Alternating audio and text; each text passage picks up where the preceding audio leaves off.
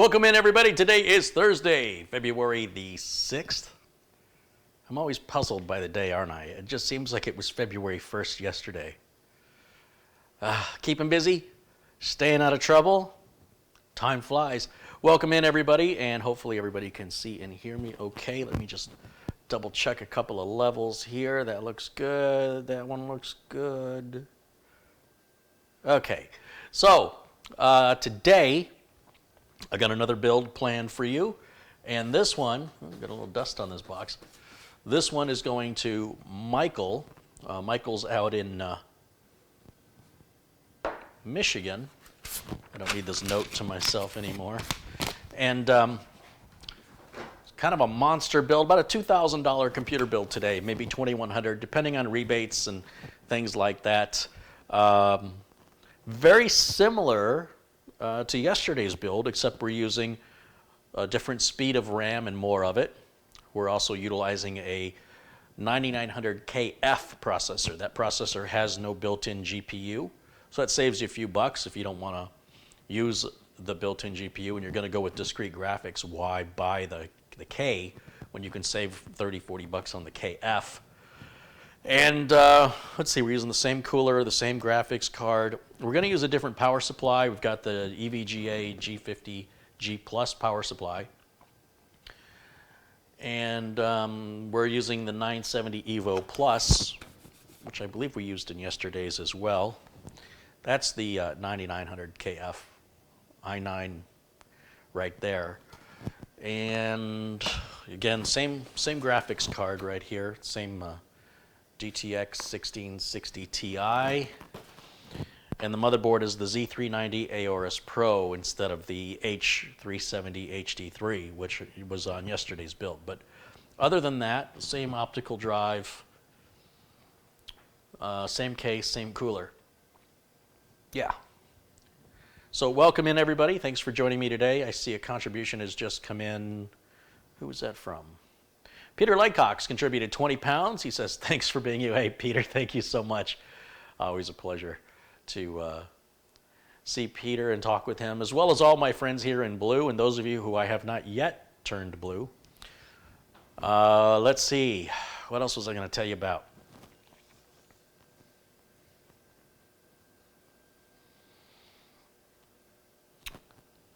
Had those contacts taken out yesterday. They were good to be removed yesterday. Put them back in today. The left one went in, no problem. The right one's stinging today. I don't know what's going on. I tried flipping it the other way and putting it back in, and it felt weird.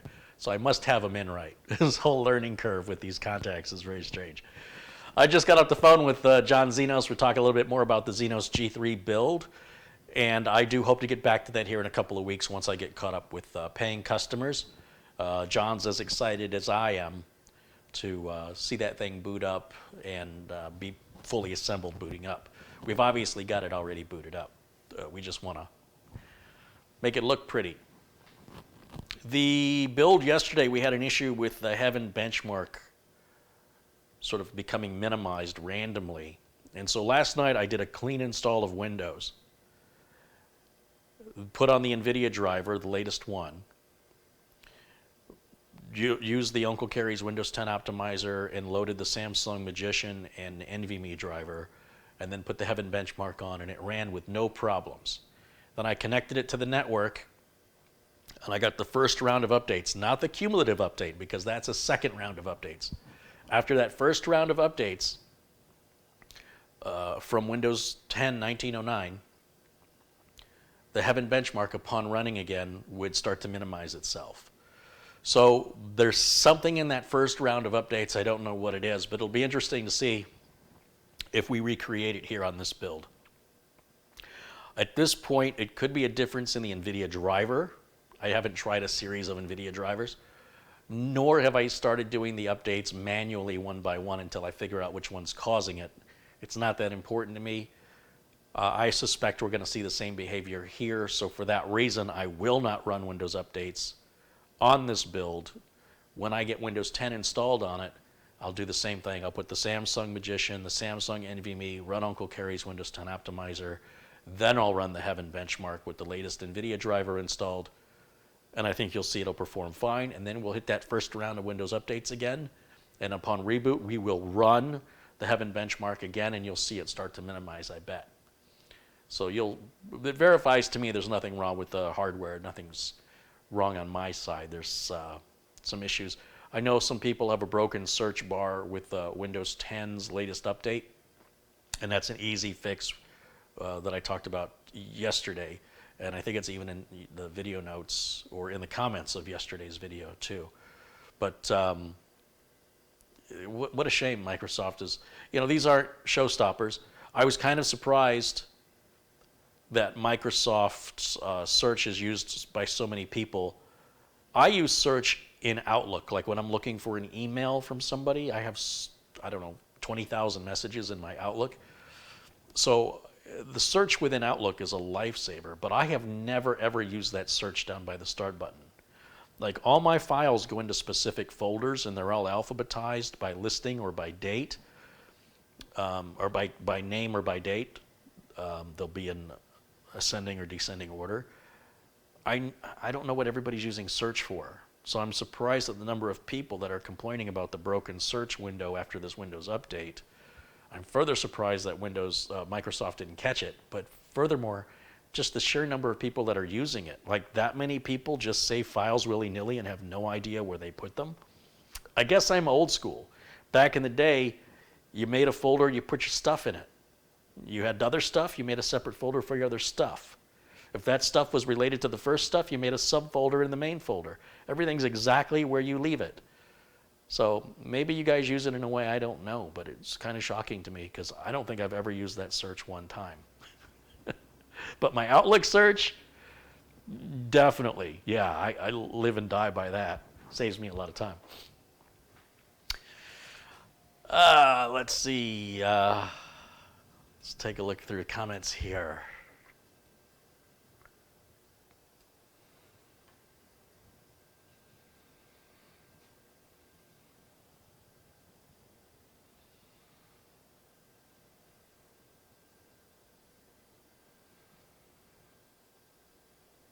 Freedom Flights has contributed $2.99. Says, love your videos.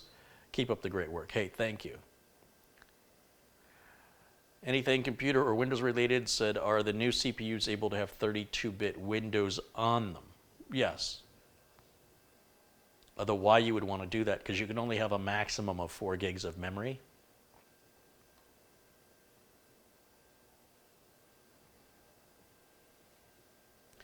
Glenn Davies has contributed $5 Australian. He says, just placing a bet that an Amazon delivery will arrive in the next 15 minutes or so. Right? We'll see.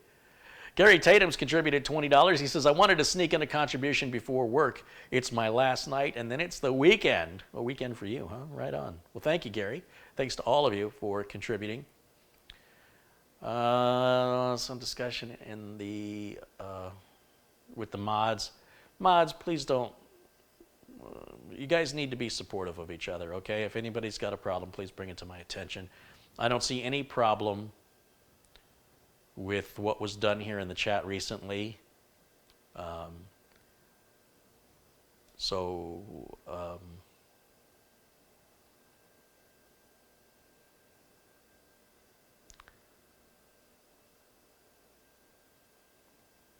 I'm going to have another issue with Zero Core here real soon. He's going to lose his mod status again. This is going to be a problem, Zero Core. I can't have you going after other mods. You got to worry about you, okay? Don't worry about what somebody else does. And I agree with what Z Hammer did there, because it was not an appropriate comment. So I'm okay that that comment was removed. James Griffin has contributed $2. He says, I'm loving your videos here in Alaska. Right on, James. Thank you.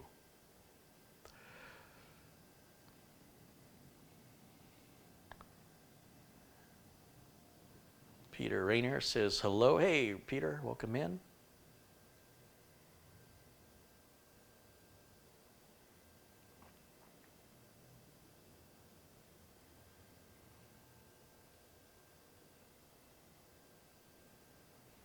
William Dawson says, hello from Florida. Welcome in. Good to see you.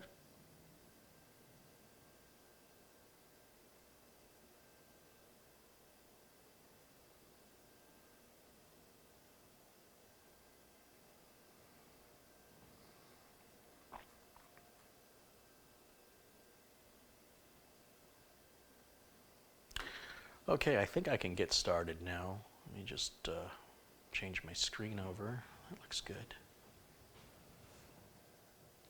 There. Okay, oh look, my ice already melted. That's not a good way to start.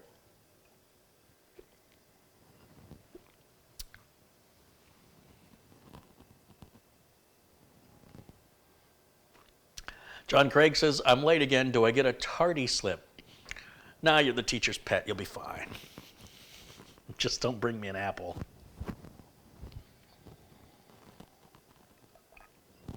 There was a double entendre there, if you think about it. Gosh, my right eye today. What is up with that? Yesterday it was the left eye. Left eye is great. Today it's my right eye. It's the exact opposite of yesterday. So again, the Corsair 200R, I think it's just the best value in cases. It's very customizable to individual needs. It doesn't sort of force you into some ridiculous weight or engineering specifications that are more to being different than they are to being useful. It's very practical. That's the word we're looking for here. Practical. No RGB, no glass. You still have areas on the front for an optical drive if you want one. If you don't want one, just leave them. But to just remove it altogether and say you don't have a choice, yeah, I like options. And the Corsair 200R offers a lot of options. And I've seen cases that sell for twice as much money that don't offer as many options as this and aren't as well built or as well thought out. So we're using that again. Customers seem to really like them a lot. This is our documentation here. We'll just set it aside. And I think today I'm going to start, as I usually do, with prepping the motherboard first, which means I need to move the cooler, the graphics card, and the optical drive off of the counter so I can have some room to work. So for now, I'll just set it over here.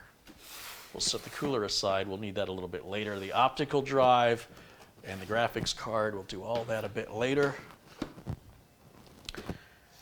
And then this will be the motherboard prep stuff right here. So for the RAM, we've got 2 boxes here of the good stuff. This is Corsair Vengeance. Waiting for my camera to focus. It's going to have a total of 64 gigs. Each kit contains 2 sticks of 16 gig at 3200 megahertz. So we're going to fill all 4 banks of RAM for a total of 64. I've already shown you the CPU. We're going again with another 970 Evo Plus 2 terabyte. This is pretty much the fastest NVMe drive you can buy for PCIe Gen 3 on the Intel side. Obviously, AMD has, on the X570 chipset, embraced Generation 4 PCIe. And so if you get a Gen 4 NVMe, it'll go faster than this. Motherboard, Z390 Aorus Pro. This is called a gaming motherboard, though you don't necessarily need to use it for gaming. And of course, it offers overclocking abilities and things like that, which I'm not recommending, not with that cooler anyway. I mean, I'm sure you could overclock a little bit, but that's the old Mugen 5. It's old reliable, you know, $48, $49, although lately the price has gone up about $15, and then it goes back down, it goes back up again. Not sure what's happening with that, but if you see it over $50, you might just want to hold off a few days.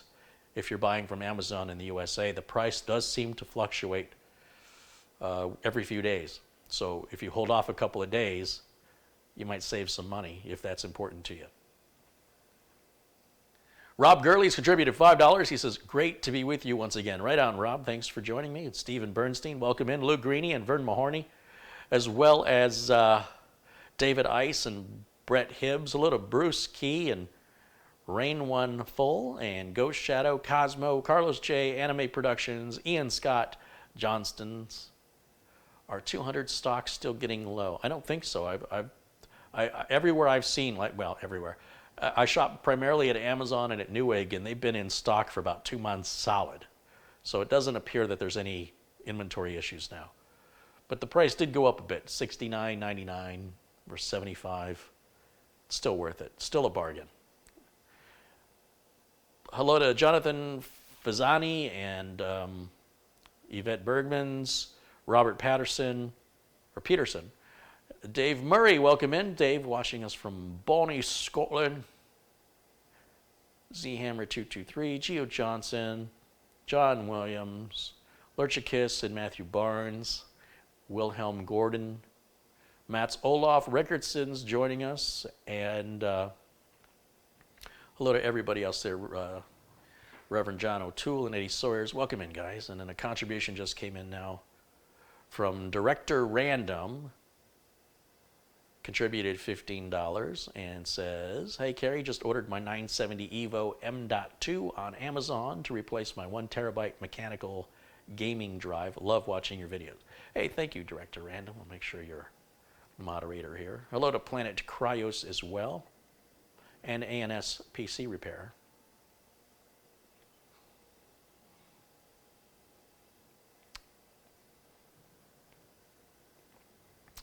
Okay. So I think I'll do what I did yesterday, and I think I'm going to move this camera.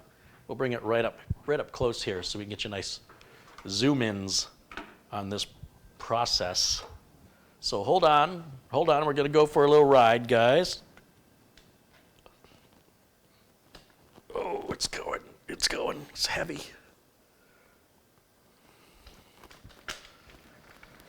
All right, let's go down that way.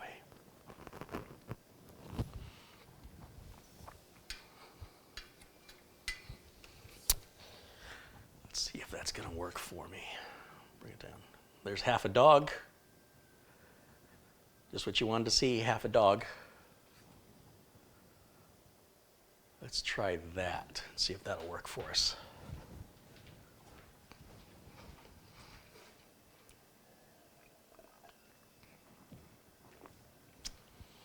All right, I'm going to move the cooler off to the side for just a moment, and the RAM. And everything else. And let's get the board out of here.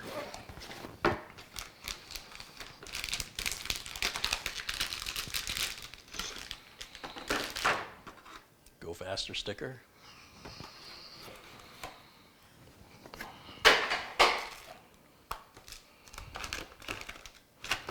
Oh, we got 2 go faster stickers. It's like bonus. Go twice as fast now. 4 SATA cables. We've got the M.2 standoff and screw, and another M.2 standoff,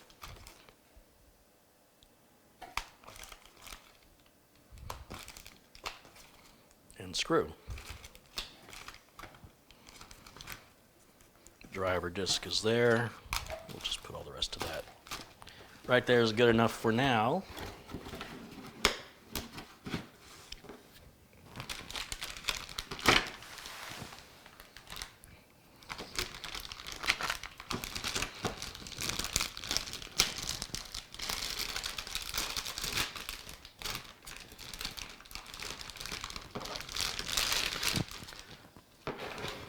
This customer wanted a build that he can do a little bit of everything with. I think he's going to do a little video editing, a little photo editing, a little gaming, but not necessarily, as I recall, I'm trying to remember, there wasn't any one particular task that was more important or more utilized other than just regular old web surfing, which clearly isn't going to be a problem with this build. Customer wanted something very powerful, but not over the top, hence the 1660 Ti, because the built-in graphics certainly weren't going to be good enough for his needs. And the 1660s have come down a bit. I think they were around $299. I think now they're around $279 for the same card. I think they went down about 20 bucks. You'll see this has M2 heat shields on this board, which is pretty cool. You don't really need a heat shield or heat spreader with an M.2 drive. It helps keep it a little bit cooler, but not a whole heck of a lot, just a little bit. They'll run just fine without them, but it makes the board look prettier, right, without having your drive exposed. And speaking of the drive, I guess we can just go ahead and put that in now. You'll see there's some tape underneath this, and before we put this back on, we'll remove the tape. If there's no drive under here, then keep the tape on it so it stays clean. And I'm going to need one of these, I just stabbed myself, one of these M.2 standoffs. And that's going to go in the 2280 or just 80 position right there.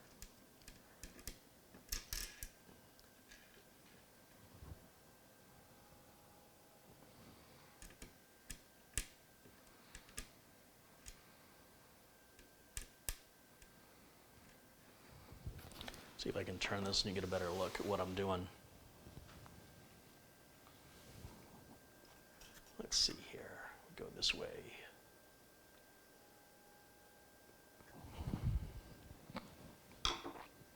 I guess not, because this is covering it, so we'd have to kind of come in right like that. So I'm just going to turn that. There, it's turned. It's so bad. So bad.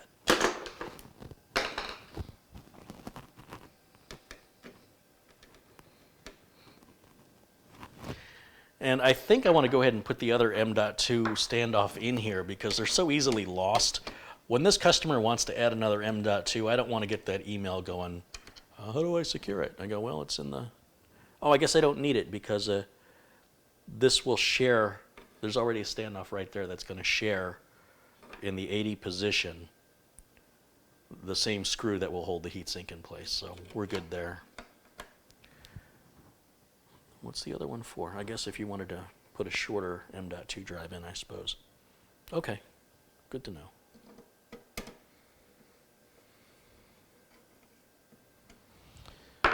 So we're going to put our M.2 in first.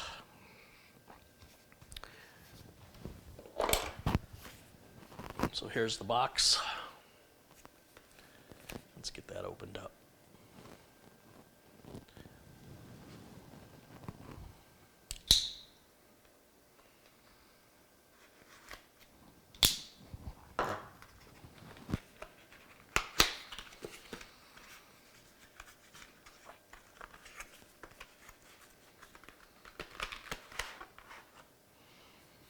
This drive should be around $399.95.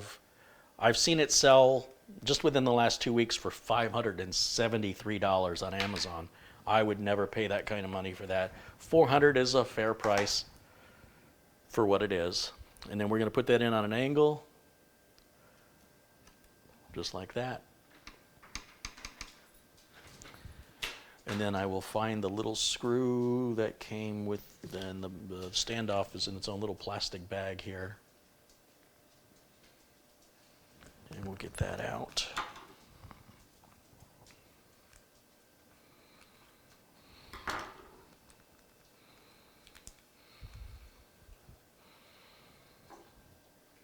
And using the JIS screwdriver that I've got here,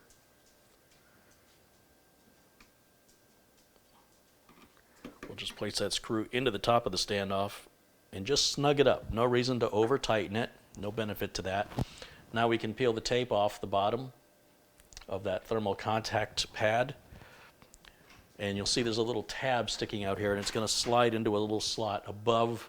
Don't stick it down against the solid state drive. It's got to go above it. I wonder if I can get a better close-up of that. Let's see. Let's see what happens. Right up in the top. It's going to go right in there.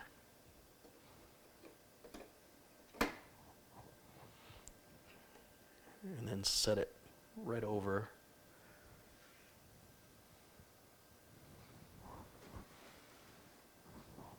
And then I'll take that screw out that was in there, that was holding that in place, and put it right back where it was.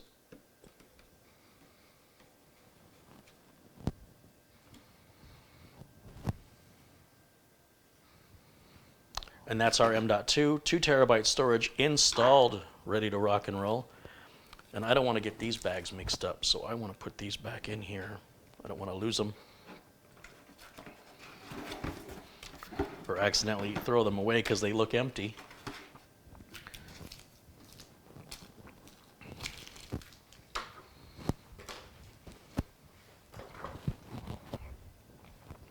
In the box that the M.2 drive came in, Samsung has this hidden compartment under here, and that's got all your documentation, so we'll take that out to give it to the customer. And the rest of this is trash.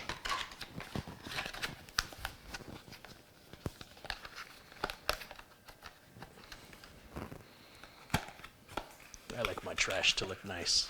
There. Somebody will think they're getting something. Let's put the CPU in. So we're going to start by raising this lid right. Let's get it close up here. That way. There it is. And let's turn autofocus off. How do I do that on this camera? Autofocus. Autofocus. Come on, autofocus. Go off. I know there's a button here somewhere for manual focus. Let's see. Display, battery info, filters, zoom. Huh. Programmed auto exposure, no. It should just be one button. Oh, there it is. Okay. Now, hopefully the camera won't zoom in, focus in and out while I'm doing this. So here is our, now when I want the focus on, that's all right, I'll do it by hand. Let's see, we go this way.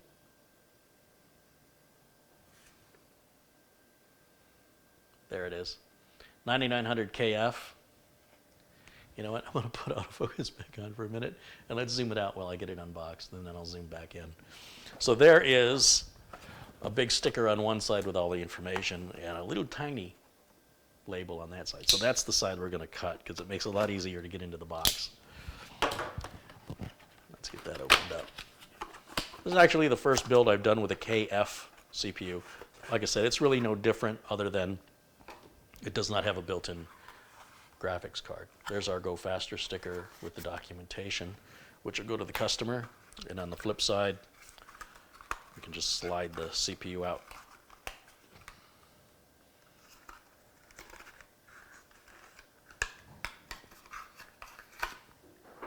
That's our CPU. And we'll take the CPU out of its container, hold it by the edges only. And now, let me give you a zoom close in on the socket. See if we can bring it down just a little tiny bit. Let's see, we want to go that way. Everything's backwards. And let's turn autofocus off. Good. Look at me, almost like I could be a cameraman. I want to lower this lever down and then pull it up. That raises that lid and exposes the delicate socket underneath with all the writing facing the same direction. Like the motherboard writing and everything is written, well, just so you can read it, right? You can see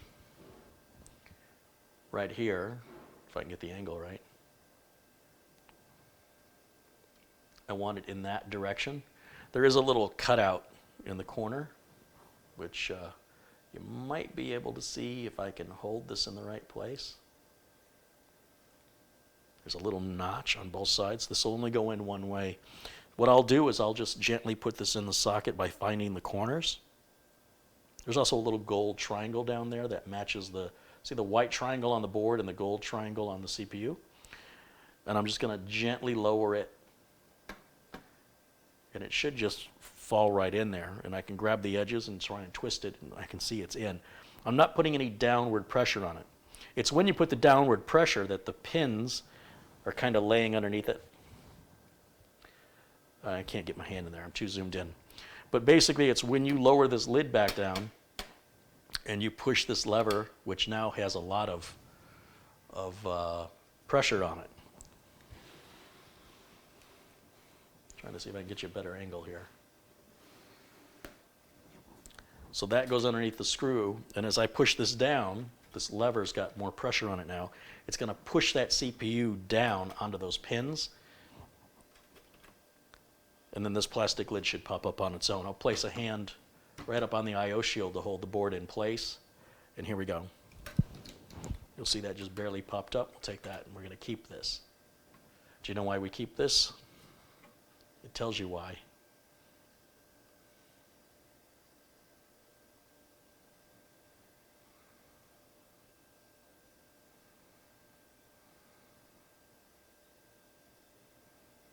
So we'll put that over there and make sure the customer gets that. And that installs our CPU and our M.2. Now before I install the RAM, which is going to fill all those banks up and may interfere a little bit with me putting the backplate on for the cooler, I think I'll go ahead and put the backplate on for the cooler first, and we'll do the RAM last. Now this board right up in the top left corner, it has a couple of pins there. There's a 4-pin and an 8-pin. And we'll see what this power supply will provide for us, but we definitely want to use the 8-pin for sure. And the extra 4-pin is for additional power when overclocking for stability. But if we're not overclocking it, it's optional. You don't have to use it.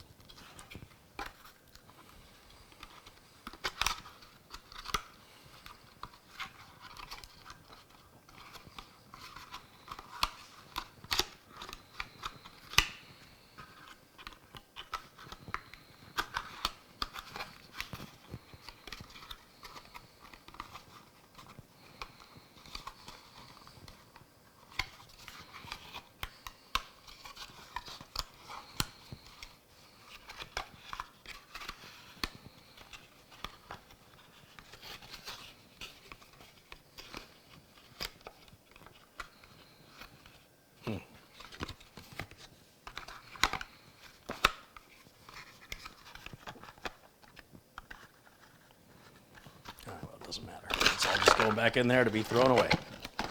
I am trying to make it look pretty for the trash collector. Let's start prepping the cooler. So here is the box for the Scythe Mugen 5. I've done this enough times. I think most of you could probably do it that have been watching this channel for the last couple months. You should all know how to do this by now, even if you've never done it, just by watching me do it 20, 30 times, however many times I've done this already.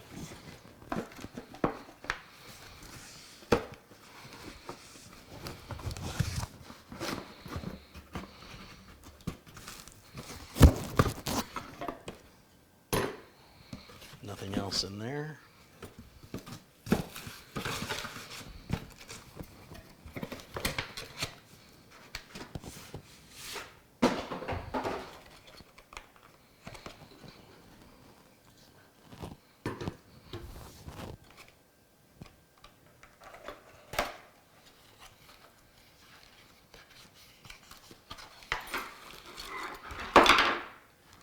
Nothing else in there.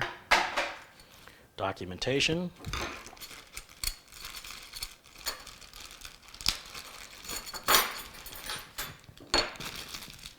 They've given us a screwdriver, thermal compound. These are spacers and screws for adding an additional fan, which we're not going to do. These curved brackets that look like parentheses, these are for AMD builds. We're not building an AMD today, so we won't be using those. 2 extra metal hangers for the additional fan, which we're not adding. And that's all the parts we're not using so far. These are the parts we need. And then in this bag, we need these big standoffs. There's 4 of those. 1, 2, 3, 4. The little standoffs, 1, 2, 3, and 4, can go right back in that bag. That's for socket 2011 or 2066 Intel X99, X299 motherboards. We're not doing that today, so we don't use those. And then we have these little screws right here, and those are used to hold these brackets down. So that's all we need to install this cooler. This cooler installs absolutely as far as I'm concerned, the easiest third-party cooler install of all the third-party coolers out there. It's also one of the most effective, one of the cheapest, built with some of the best quality, and is also one of the quietest. So for half the price of the competitors, you can have a cooler that runs just as well, is easier to install, it won't cover up your RAM or interfere with your RAM. It's a very good design. Now, if I can only get them to pay me to say that, that would be a perfect world. However, I'm only telling you because this is what I recommend to my clients, not because I'm getting paid to tell you that, because I'm not. But I'm going to tell you anyway, because it's true.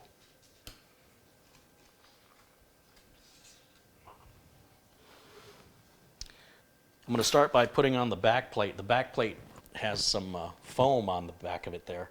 Make sure that part hits the back of the motherboard. We don't want metal hitting the back of your motherboard. So this side should be exposed, and this side should be up against the back of the board. There's two little holes on one side. That's going to match where there are two screws holding in the CPU socket, which I almost dropped the board. That's not good. Right there.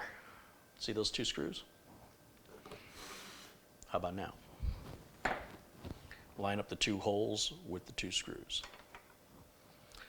Now, there are three potential places to put the standoffs when we push them in the holes through the other side, and we want the middle hole on socket 1151, which is what we're building here today. So we'll grab one of these standoffs, and coming in from the CPU side, I'm going to just start at one corner randomly, whatever is easiest for me to grab here while I'm live. And it's perfectly starting in that middle hole there, which is what I wanted. And then I'm going to do the same thing on the opposite corner, right there. And you'll see that's just starting to come through the center hole right there. Now, by putting those two in, these two automatically align. So now I can set the board back down. And then I can put the final two standoffs in. One's going to go right here. One's going to go right there. And I can use the screwdriver that's magnetized and was included with the Scythe cooler to then tighten these down.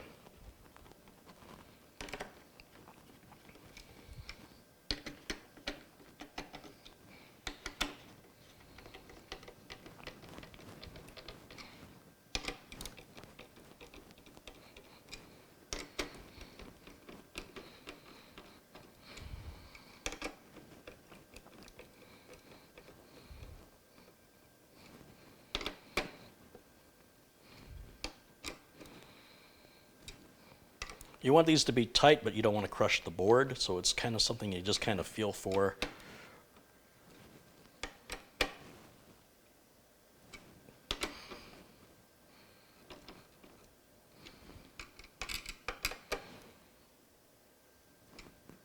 They don't really ever come to a dead stop. You just have to decide when to stop turning them. And that's feeling like it's got a lot of resistance right now. And I really don't want to go much further than that. So that feels good. And then we'll take the two brackets. And one bracket's going to go, it's going to go just like that. It's going to go right over that lever that we lifted to get the CPU in place. And then we'll use two of the screws, just the regular screws that come with the kit. We'll put it on the end of the included driver. And it's going to go in the elongated hole closest to the CPU. It's the only way it's going to fit, guys. You can't get it wrong.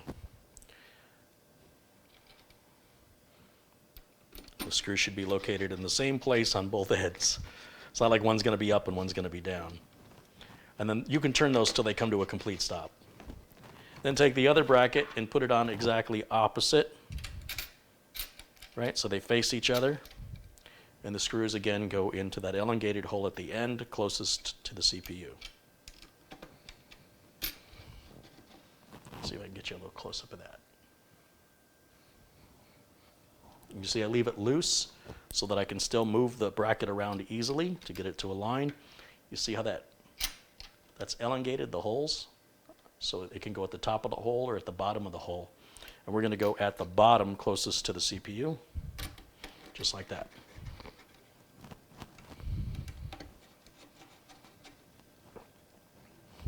And that preps the cooler for install. It's just that quick, it's that easy, and it's really that simple.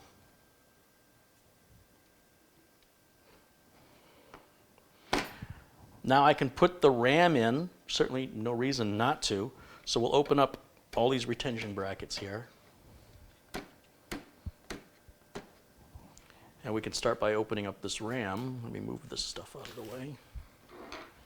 Oh, and all these spare parts here for the cooler, those can go into a little Ziploc bag. We'll keep those separate. The customer can have that.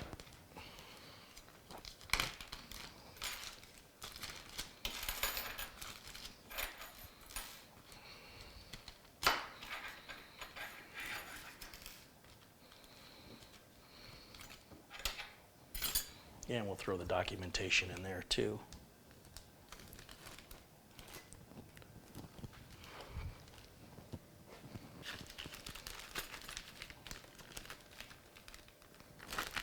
Those are all the spare parts we're not using for different sockets that heatsink works with.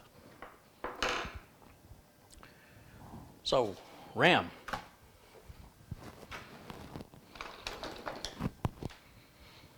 Once again, Corsair Vengeance.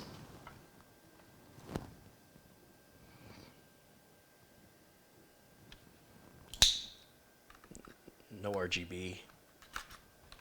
It's pretty low profile RAM too, so if you do have a different cooler that sits over the RAM, the low profile is certainly going to make your life a lot easier. Most RGB RAM is not low profile. They add to the height of the RAM to make room for the lights. That's about as low as RAM gets. Maybe without the heat spreader on it, it could be a little bit lower. You can buy RAM without the heat spreader.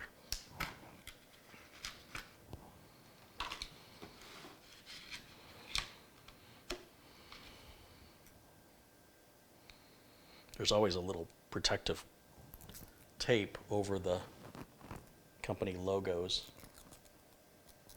I like to remove it. And let's see, let's go right here. One corner, and then the other corner. Then I'm going to skip a slot, and I'm going to put the next one in because these are tested in pairs. So we're going to keep them in pairs, and that means you skip a slot when you do that. Although, honestly, it should all just work regardless of the slot you put it in, since it's all the same make, manufacturer, and ordered at the same time. But the key word in that sentence is should. So since it really doesn't make a difference, I'm going to fill all four up anyway. The RAM only goes in one direction, and that's how it installs. So that's 32 gigs of RAM we've just installed.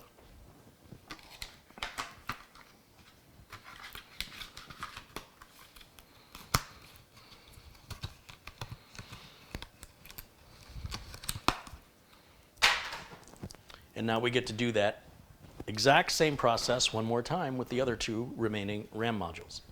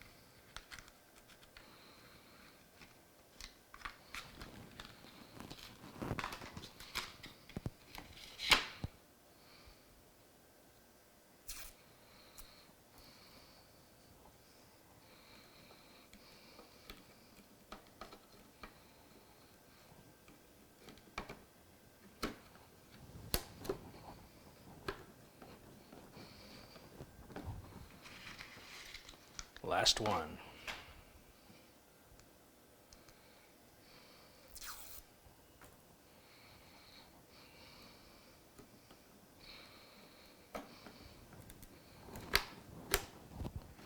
$64 gigs of RAM installed.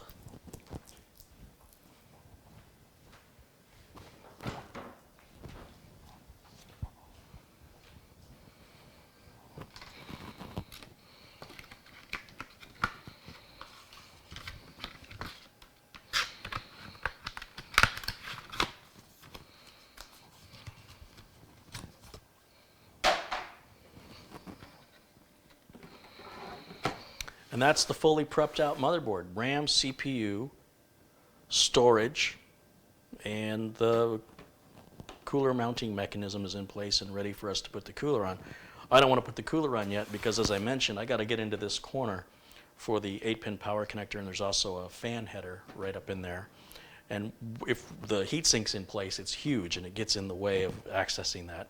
At least it does in that 200R case. So now, with that being done, I can start prepping the case next. So hold on while I move the camera back where it was here. So hang on. Let's see what we can do.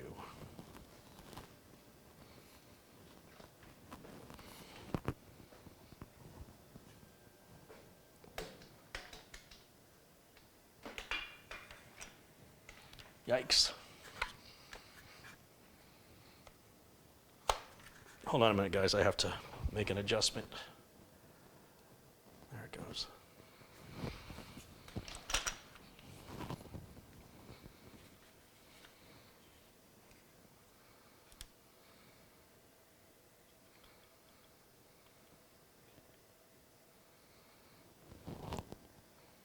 That ought to do for now. So I'm going to clear a little more of this out of the way.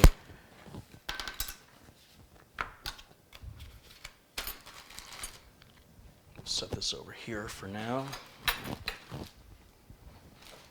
And the 200R documentation, which I never use, I'll give that to the customer. And I need my power driver because we're going to start prepping the case next. Looks like I might have missed a few contributions, so let me give you guys a couple shots out here. What do we got? What have I missed? Jerome Rogers has contributed $3. Thank you, Jerome. And Planet Cryos has contributed $5. Carrie, you should bring your Mustang to the All Mustang American Muscle Show in Maple Grove Raceway in Pennsylvania. That's a long drive. That is a long drive. My Mustang's a cruiser, man. It's not a racer. I'm traveling in style. Planet Cryos again contributed $5. He goes, here is some upstate New York appreciation. Right on. Thank you. Could use some of that real buffalo wings. Ben Stroud has contributed $2. He says, good afternoon, Uncle Kerry. Well, good afternoon, Ben. Thanks for joining me today, and thanks for the rest of you joining. We have 928 people watching live right now around the world. Very cool. Did I miss anybody else? Nope, got everybody covered. Right on. All right.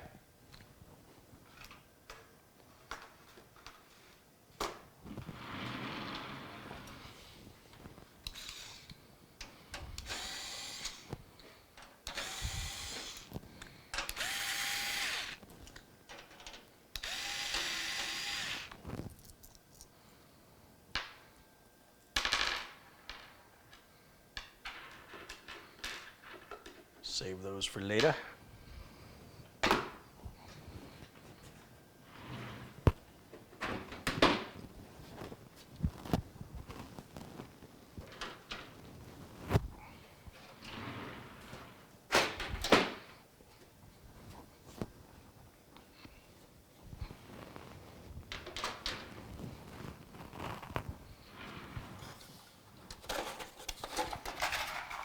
Screws and stuff are in there. We push that out, and we'll grab the optical drive and slap that in there real quick. Did you blink and miss it? It's installed. It's got a toolless design, although I still like to put a couple screws in there because this is getting shipped a couple thousand miles, and I want to make sure that we don't have any issues with anything coming free and shipping.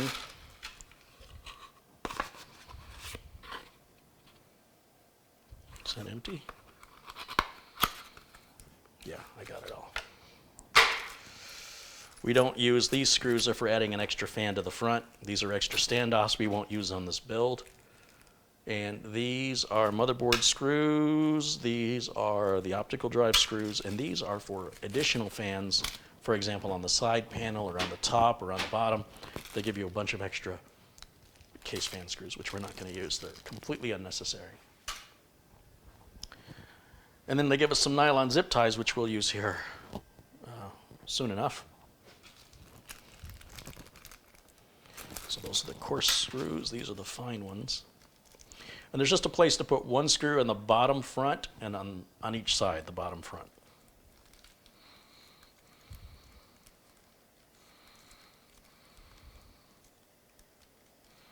The trick is getting the bag open. There it is. My driver has a clutch setting on it of 3. It's really low clutch setting, and that keeps me from over tightening the screws. But if you're a first time builder, I suggest you only use an electric driver for taking screws out. It's very easy to cross thread and damage the threads using an electric driver that you're not experienced with. And if the clutch setting, or if you don't have a clutch setting on a driver, it's easy to just strip the screw out and that's it. You know, you're done. You will never be able to tighten that screw ever again. So if you tighten by hand, especially if you're doing a first time build, you'll be less likely to have those problems. I build a lot of computers. I want to avoid carpal tunnel syndrome, and I'm lazy. I'm efficient. So that's why I use an electric driver. Yeah, that's why. Let's see, what else can I put in? Power supply. Let's get this graphics card out of my way. So again, we've got the EVGA 650G Plus Supernova.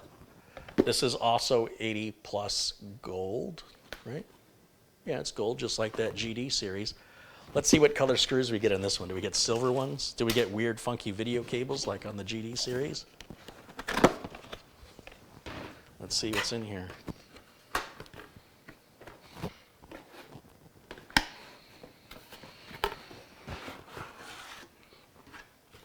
Documentation. Modular cables. Power cable. Silver screws again. What's on this side? More modular cables. Okay. Another cable. And then the power supply itself. Remember, after all that plastic and cardboard and foam, you still have another piece of plastic to keep that EVGA logo nice and clean that faces the floor. Just put that there for now.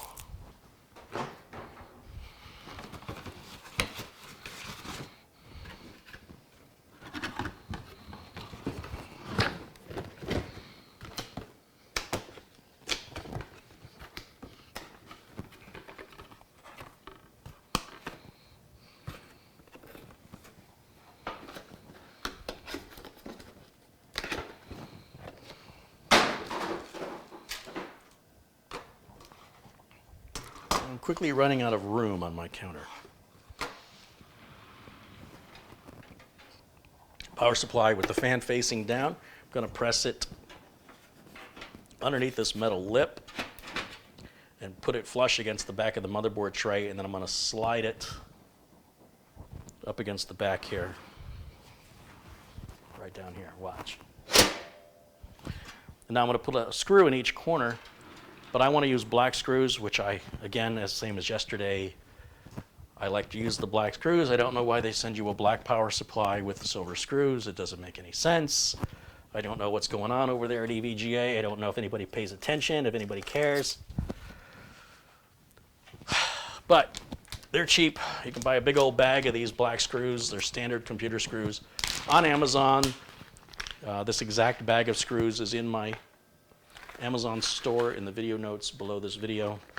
There's a ton of them in there. I think there was like 100 of them in there.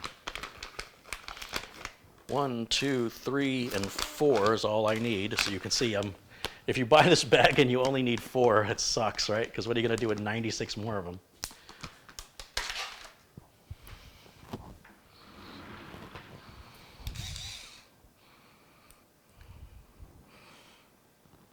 And let's see, I put the power supply in backwards because I'm just checking to see if you're paying attention. So all of these connectors right back here, this is where all of our plugs are going to go in inside the computer, not on the outside. I have flipped this 180 degrees. I've done this before. I don't know what I'm thinking sometimes. But this is a good opportunity for you to take a look at all the number of connectors that we have on the back of the power supply, because once I flip it the other way, it's much, much harder for you to see it. So let's just pretend I did that on purpose. So all I'm going to do, super easy problem to fix, slide it back out, turn it around. Again, fan face is down. You want this part sticking out. This part right here is the part you want sticking out. All right, so we'll put that down in there, slide it back. That would explain why I couldn't find any holes to secure it. So, you know, the more complicated a problem is, the smarter I am. But something simple like that will have me baffled for days.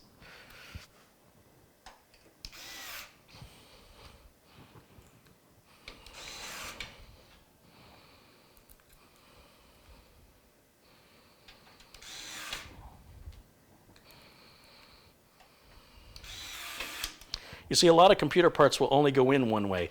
That power supply, as I've just demonstrated, and I did this, I think, last time I used a modular, I think I did the same thing. I'm so accustomed to parts fitting one direction only that there's nothing that's stopping me that it doesn't feel right. It's not only until I look at it that I go, oh, I put it in backwards. So it's equal dimensions on both sides, and it'll fit in there. You just won't be able to put any screws in it because there's no holes on the other side for mounting. Furthermore, your cable management would look awful. Just run all the cables out, push them through there. But you know, when you do something stupid like that, don't beat yourself up. Just have a good laugh at it. Go, oh, look what I did. Dirty-dur. It's fine. Just do it in front of 952 people watching live around the world. And what else are you going to do but laugh? All right, that pretty much preps the case as far as I can tell at this point. So now Gigabyte doesn't play that little game with that extra hole on the motherboard, that extra mounting hole like they do on the H370 HD3 that I used yesterday, and I have to get the little plastic stand off. And the reason is that H370 HD3 motherboard is not quite as wide. This is the proper specification for an ATX board, and as such, especially if I turn it around this way, you'll see there's the full 3 mounting holes, 1, 2, 3, and again across the middle, 1, 2, 3, and across the bottom, 1, 2, 3. And they're also in a straight line this way. So all 3 are in a straight line in both directions, except on this edge with the I/O shield, the one up on the very top is just kind of in a little bit. See, it's right up there, versus the other ones are closer to the edge. But that's the standard ATX mounting platform on a standard ATX size board. This board is larger. This board costs, I can buy nearly 2 of these boards for the cost of one of this boards. This is like $190. This is like $99. But this board offers a little bit more in bells, whistles, and features, especially for overclocking. You'll see I don't have as many video outputs, but it won't matter because we've got a CPU that does not have a graphics card. So in some ways, this board is better, depending on, you know, if you wanted to use internal graphics, you've got the 3 video outputs on this. This one, you've only got the 1 video output. But this is intended more for enthusiasts and gamers, people a bit more serious about their computing, and it makes up for it with a little bit more power. But that being said, that's why so many boards and chipsets exist, is so that you can pick the right one that meets your needs and your budget. And again, I want you to notice how I hold the board. Pay attention when I'm just, because I don't think about it. I just do this without thinking. It's become automatic. But you'll see I don't have to wear an anti-static strap because there's nowhere on the board I'm holding it where any static could get loose on any of the components. And just avoid touching anything silver on the back of the board. That's pretty much the rule. And avoid getting your fingers on any of the components other than the I/O shield or the heatsink here, or even this heatsink up here you can grab. And you can grab it like you can place a thumb right here between where the silver is. There's no place for static to go. You're fine. But hey, if you want to wear an anti-static strap, if you're into that, you know, I'm not judging you. What you do in your dungeon is up to you. All right, let me lay this flat.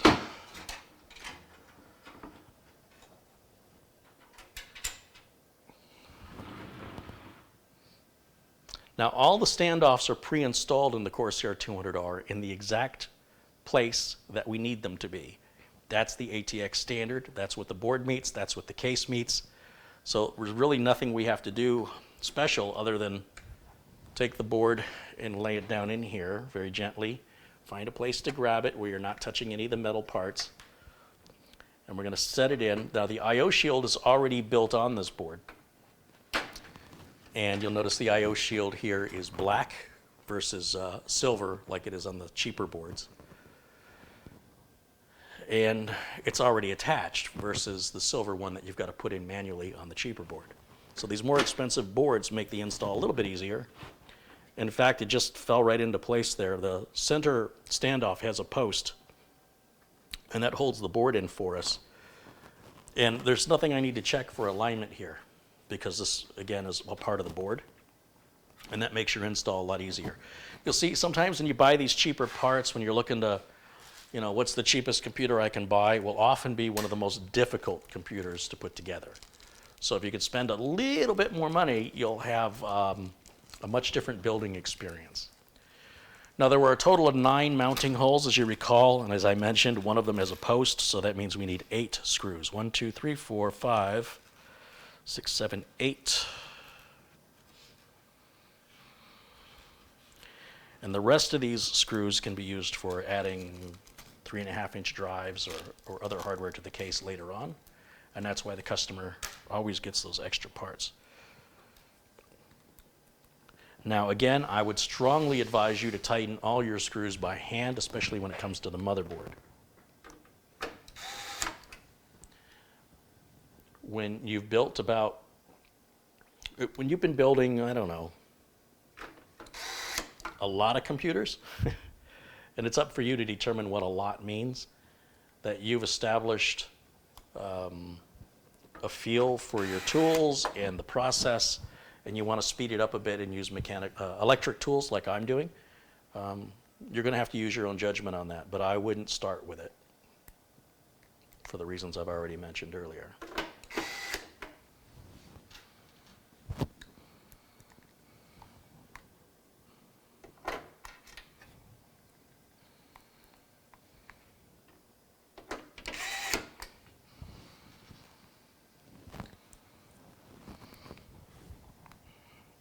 Everything's lining up perfectly with this too.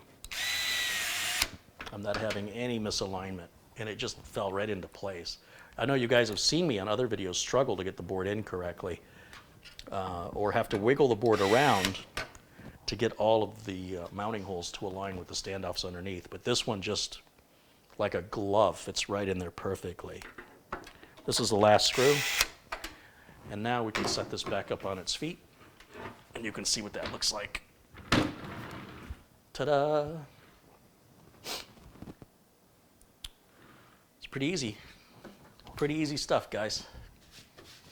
Just got to make sure you put that power supply in the right way. Oh, I'm such a goofball. All right.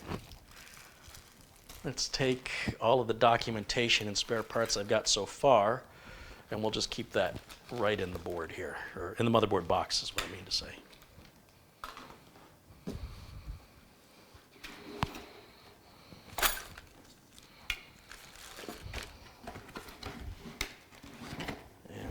Screwdriver later. And these 4 case panel screws, I'm going to put those in the box so I don't lose them. I don't care if they roll around in there. As long as they're in there, I'll find them. You know what I mean? Any place else, who knows? Oh, documentation for the power supply. Put that in there. I'll fix all that up and make it look pretty before I mail it off. But for now, just trying to keep it all in one place. And this Coke is pathetic. I need a different one.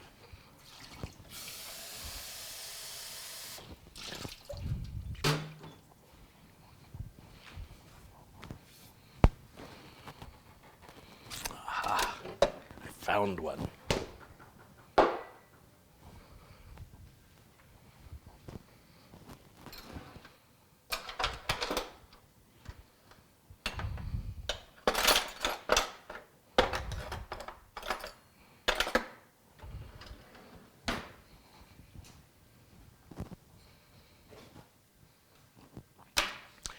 All right, comments, questions, insults. What do you got to say? Let's take a look at the chat.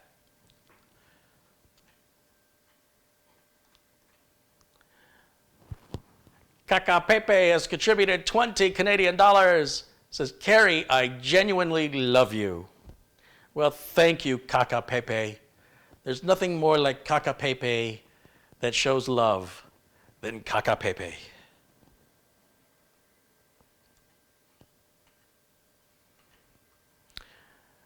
CMA454NS contributed $20, says, thanks for all you do. Well, thank you, Kaka Pepe. Oh, sorry.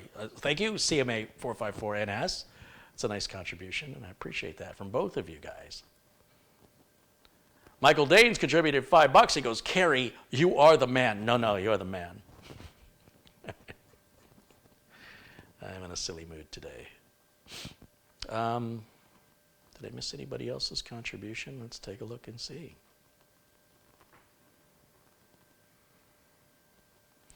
The client doesn't want any Wi-Fi? No.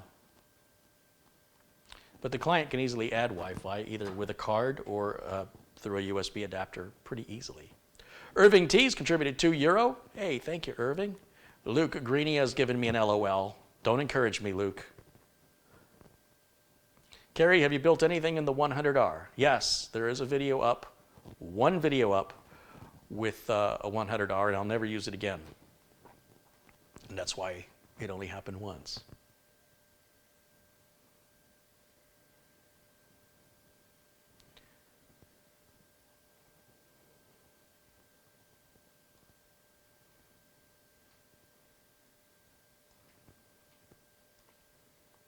James Bovey contributed $10. Thank you, James.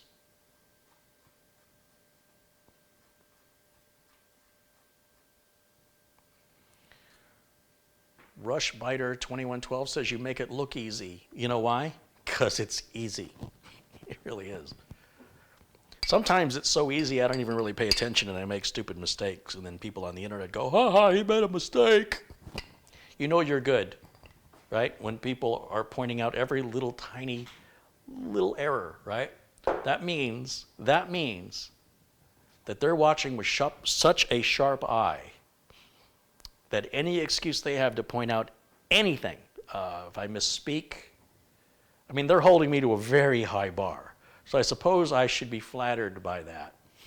It's really annoying. So be careful what you ask for, you know?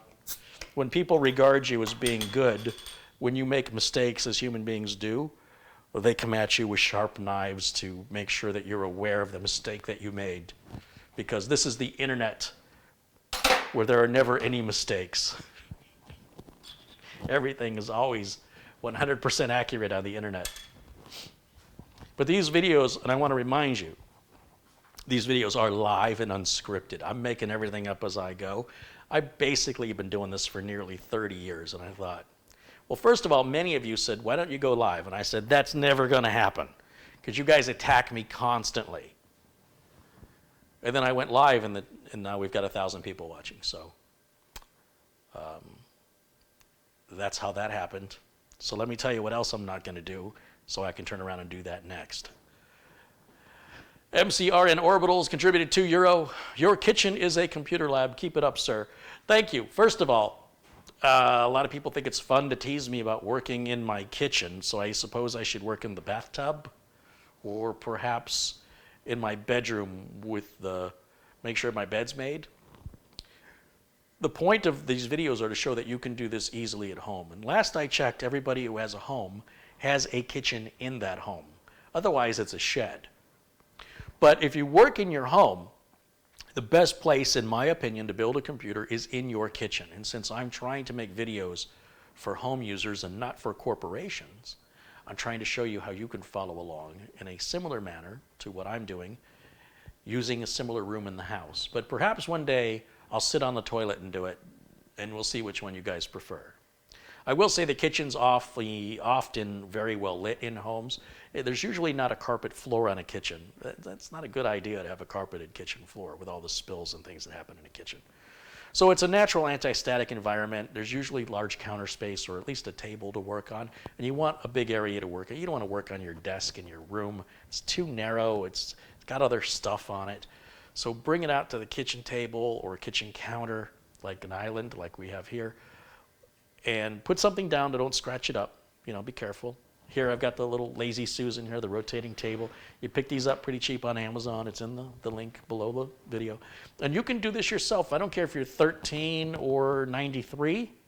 I get emails across the board from people of all ages and genders and countries around the world saying, hey, I'm writing you this email on the computer I built from watching your videos.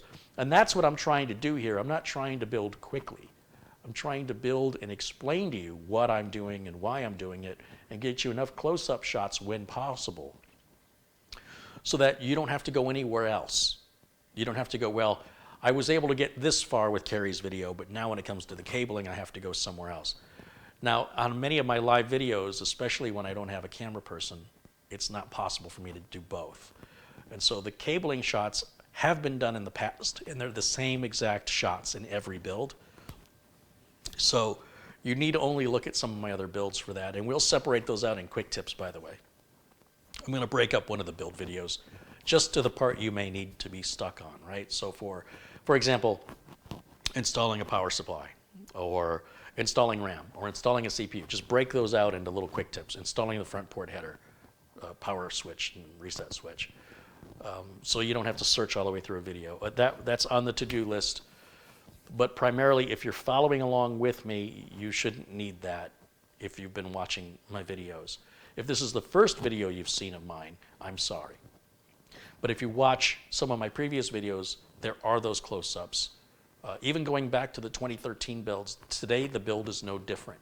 I'm not doing anything differently or plugging in anything differently in 2020 than I was in 2013, except M.2 drives, right? And I think I covered that pretty well today. But the RAM still plugs in the same, the power cables are still the same, the power LED, the reset switch, all that's still the same. The cases are still the same for the most part. And yeah, now we've got RGB, so what? For the most part, this process really hasn't changed. So why I have 1,000 people watching me do this every day? I mean, I understand why customers hire me to do it, but why people watch me do the same thing every day makes no sense to me. But I'm not going to fight it. Like, if you guys enjoy watching me put Legos together, come on in. I got to do it anyway. But hopefully it shows you how easy it is, that it motivates you to tackle it yourself. And I promise you, you'll never, ever buy another pre-made computer once you build your own. It'll be so much better, cheaper, more reliable, and easier to work on and upgrade than any computer you have ever owned before. And just be prepared for that. When you're ready, when you're done with Dells and HPs, and you're ready to take more control over how you're spending your money and how much you're going to spend and what you're going to spend it on, then it's time for you to come join the rest of us who have experienced this and get that adrenaline rush, that chemical release in your brain the first time you turn it on and it fires up. Or better yet, it doesn't turn on, and now you've got anxiety and you got to worry, oh no, what did I do wrong? What's broken? And you will figure it out. I promise you'll figure it out. And when you figure it out, that dopamine release will be 2 to 3 times more powerful. And the lesson you learn will stay with you forever. So when you put it all together and it works the first time, it's all well and good, but you didn't really learn anything. You just verified what you thought you knew.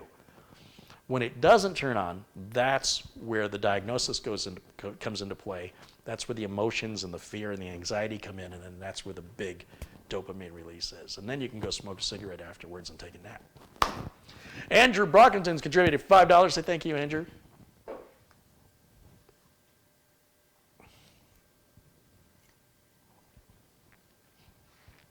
Jademan85 says, I'm not watching it for the Legos, I'm watching it for the words spoken.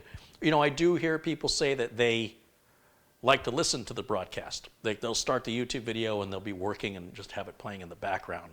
Hey, paying attention. Pay attention, I'm talking to you. It's cool. Doesn't matter to me. I hope that I'm conveying useful information. Even if it doesn't apply to you, I hope it applies to somebody else watching.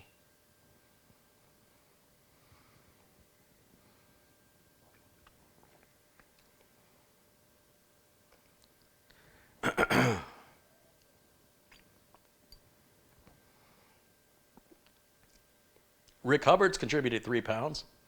He says, I watch because I have no life. Well, that's your choice, Rick.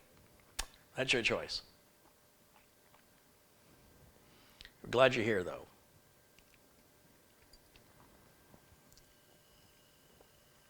I just found out, Nick over at D7X Tech says he's working with another viewer. His name is Fabrice. And Fabrice helped Nick with getting the Windows 10, Uncle Carrie's Windows 10 Optimizer and Uncle Carrie's Netfix tool working in all language versions of Windows. So there is a free update to all of you who've purchased it. When you start Uncle Carrie's Windows 10 Updater, Windows 10 Optimizer, or when you start Uncle Carrie's Netfix, Windows 10 Netfix tool, at the very top corner it says Options. Click on that and click Check for Updates. Don't run it off a flash drive. Copy the program to your desktop, then run it, click Options, Check for Updates, and it will update to the new version for free, and then copy it back over to your flash drive. A lot of times these updates fail when they're not being run off of the source drive of the machine you're booting from. I don't know why that is, but it's super quick to just copy it off the flash drive, execute it, Options, Check for Updates. It will replace that file with the updated one, and then copy that file back over to the flash drive. That's how I do it, and it's free for all of you. I want to remind you that the Windows 10 Optimizer tool is 30% off till the end of the month. It's $7. $7, and it'll run on all Windows 10 machines indefinitely without any limitations or anything like that. So I encourage you to grab it if you want to support the channel and you get a little something back. It's less than the price of lunch. It'll last you a lot longer than your lunch will. And as we continue to find new and different ways to tune that tool and to optimize the optimizer and to improve it, those updates are free, at least the next year, probably beyond, but certainly for the next year. Not Fabrice, his name is Fabrice. Fabrice. That's a French name, isn't Fabrice French?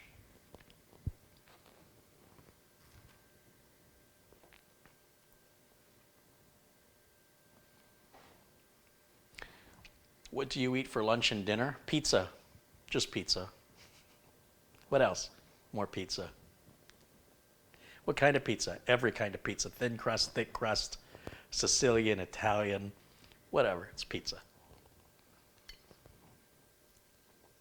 Bearpaw says no update yet. I'm not sure on the Netfix tool. I know the Windows Optimizer should be at 1.2.2. It goes from like 1.2 to 1.2.2. And the Netfix tool, maybe Nick hasn't released it. It should be out any time now. I thought it was already out. I haven't checked.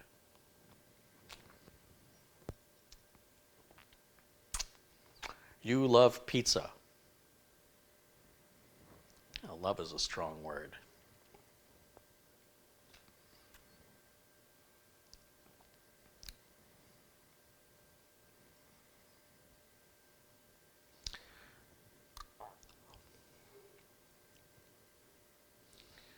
Jitesh says the Netfix tool does have an update. Okay, good. Gregory says, you're making me want a Coke, brother. Hey, man, I can't help that. I just wanted one. Jeff says, you're a real IT guy if you live on pizza and Coke. Well, a lot of IT guys like Mountain Dew, to be honest. But, you know, I'm not judging. Optimizer's at 1.3. Okay. Maybe I got my numbers backwards. I'm doing way too much. If you guys had any idea, you'd be surprised how I even remember my own name. What's my name again? Jitesh says it updated to 1.2.2 like 2 minutes ago.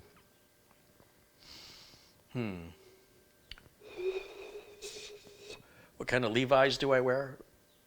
Just like Coca-Cola Classic, they're Levi's Classic 501 button downs. Yep.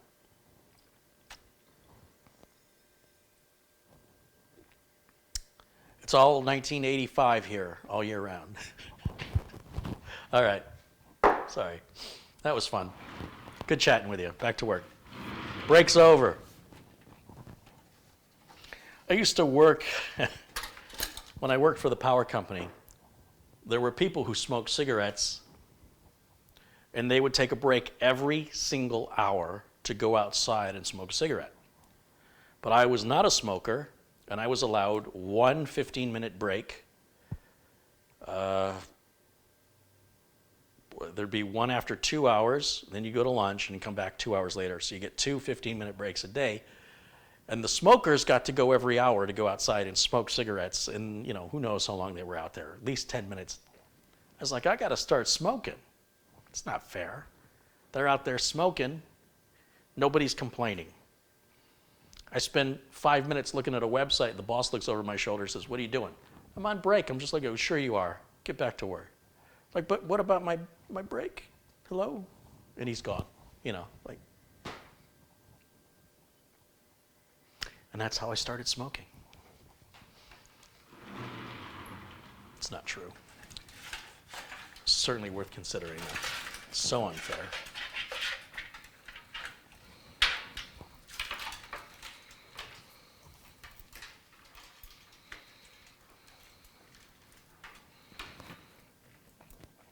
Now this board came with that little G connector,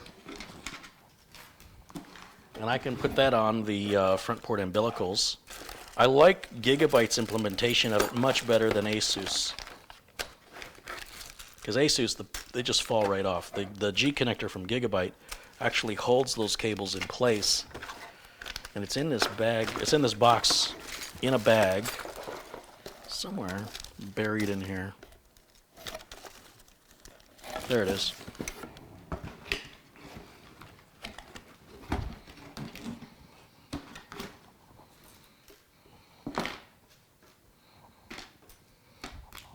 Looks like that. And then on the other side, that's the little connector in there. And that enables us to take these cables, plug them all into one connector, and then plug that connector on the motherboard instead of putting each one of these on individually. So let me get this out of the bag.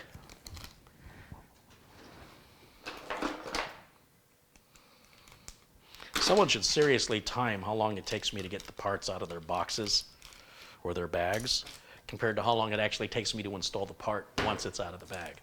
I think you'll find it's almost nearly the same amount of time to install the part as it is to get it out of its packaging. So when it comes to these connectors here, this is the power switch, the reset switch, the power LED, and the hard drive LED. I don't really know which is which at this point. I don't really care. I'm just trying to straighten them out. Then on this connector, it's labeled there on your right, if it will focus.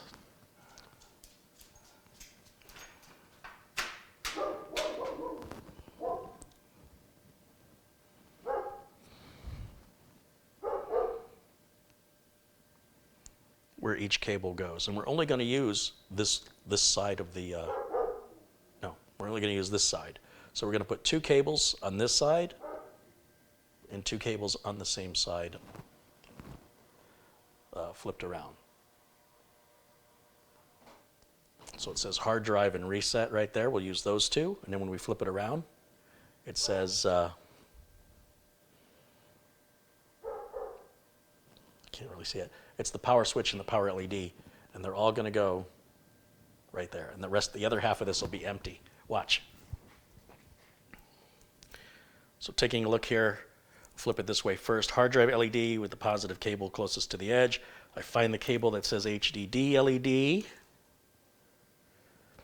And it's got a little arrow on it that indicates which way positive is,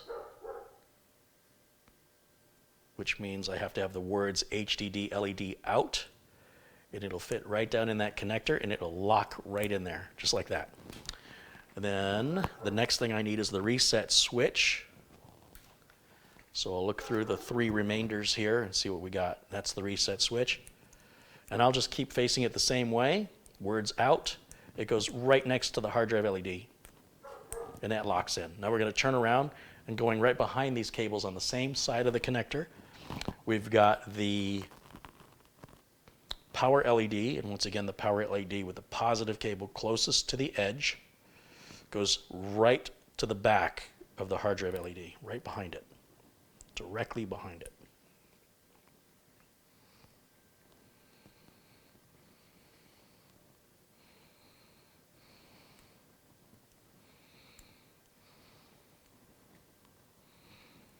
Come on now.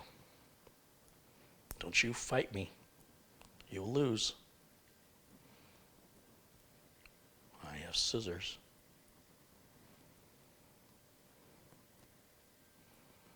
I'm not afraid to use them. Sometimes it helps to motivate the parts. I think tough love works. Just proved it. Finally, the last one is the power switch. That's going to go above the reset switch, right behind it, and then right next to the power LED. And you'll see all those cables are plugged into one side of that connector. Then I can take this bundle as one cable now, run it right under there, right through this hole. And when again, with the cables on the left side, plug it right into that connector, wiggle it and push it on, and we've just hooked up the power switch, reset switch, power LED, and hard drive LED that easily, and I don't have to worry about it falling off in shipping. Good design from Gigabyte on that. This corner is the one I was talking about where it can be a little difficult to get up in there for the 8-pin power cable and the fan header. So let's get the fan header out of the way. We'll hook up the rear case fan right now.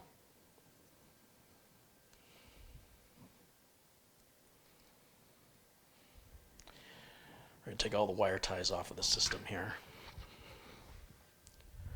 And we'll grab a nylon zip tie, and I need my wire cutters to cut the nylon zip tie after I tighten it.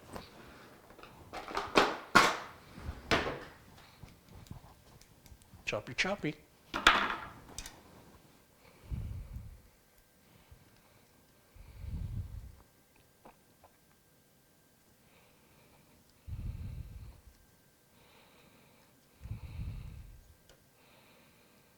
Let's see how I want to do this.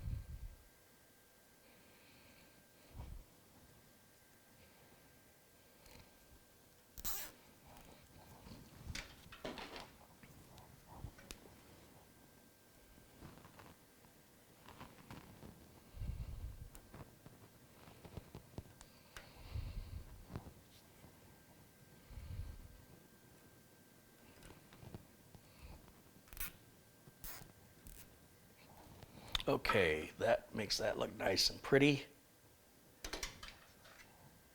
And we'll just cut those little pigtails off of there.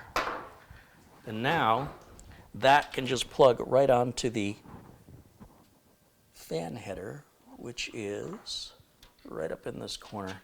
Even a little difficult to get to with nothing in my way.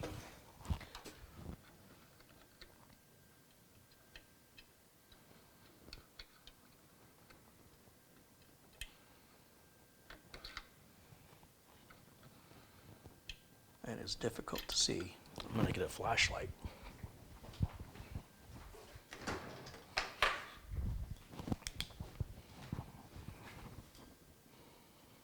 Ah, now I can see.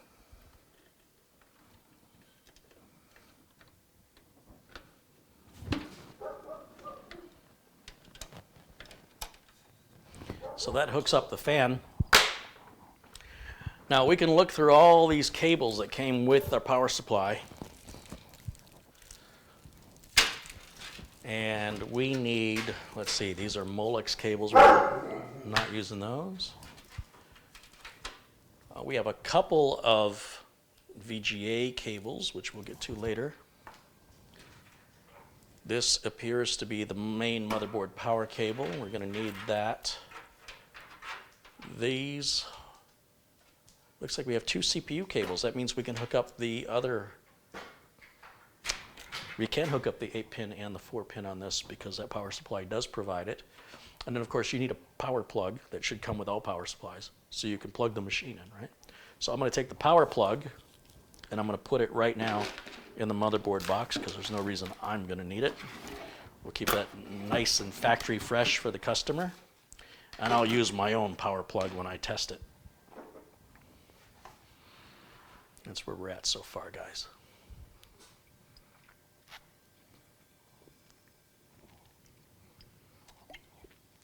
People want to know where they can find the links to my tools. They're all in the video notes below the video, but I see James Robson has also provided a link there in the chat.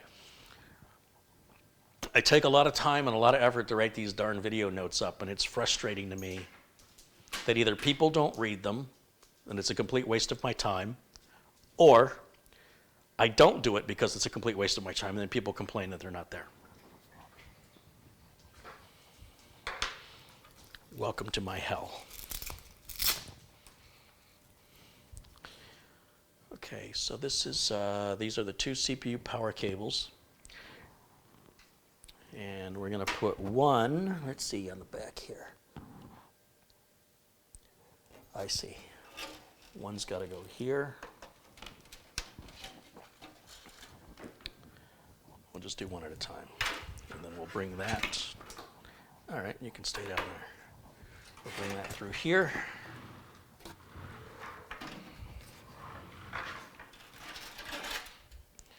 And then right up into this corner.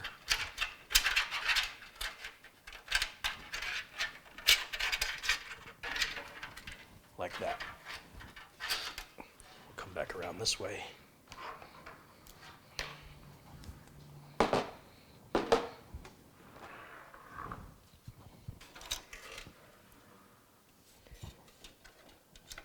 So it looks like we've got 2 4-pin connectors here. I can take one of these and fold it back so the customer doesn't think that one fell off, and we'll zip tie it.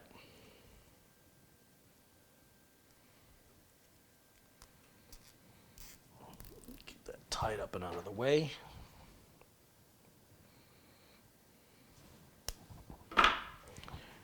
And then that can plug right onto the board with the clip going to the outside edge of the board.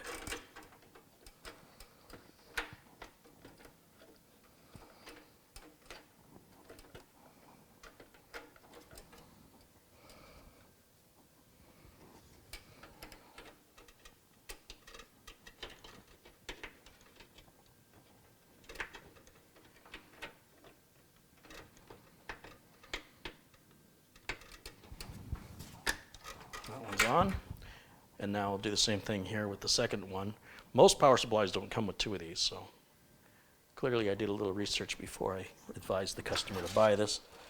Everything was good except for the silver screws, but I guess if that's my biggest complaint, I count myself lucky, huh?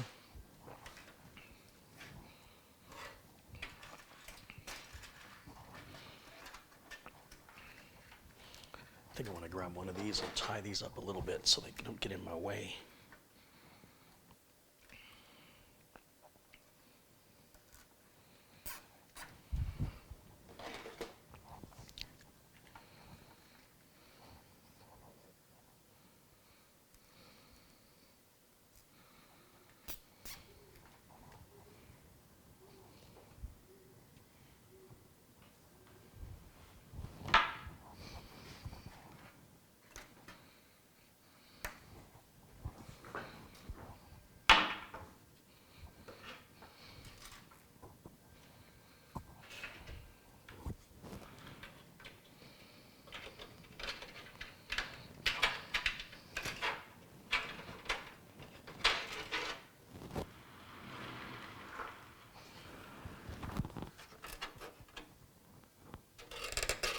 So on this one, we want both of the 4-pin connectors together. We're going to hold them together and try and slide it onto that remaining 8-pin socket while dealing with very little slack here.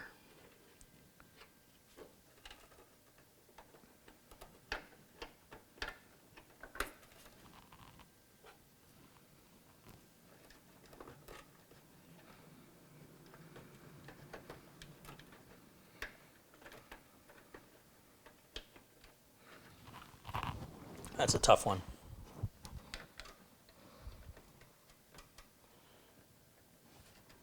Like, I can't even see it. I'm just trying to go by feel. Maybe I can see it from the top. Kinda.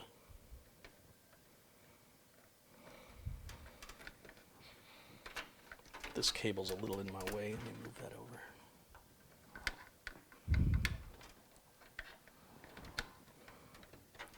Now, normally when you do this, you'd probably want to lay the case flat. Might be a little easier.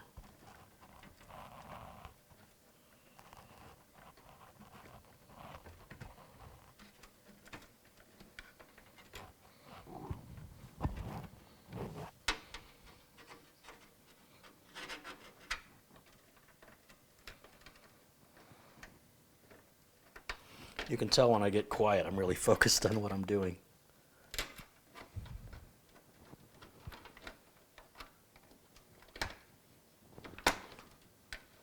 Okay, I got one in. Usually they have to both go in together, but it looks like on this one I'm going to have to do them one at a time. Yep. And then just push the slack through the other side. And then you can see that's a nice clean look there.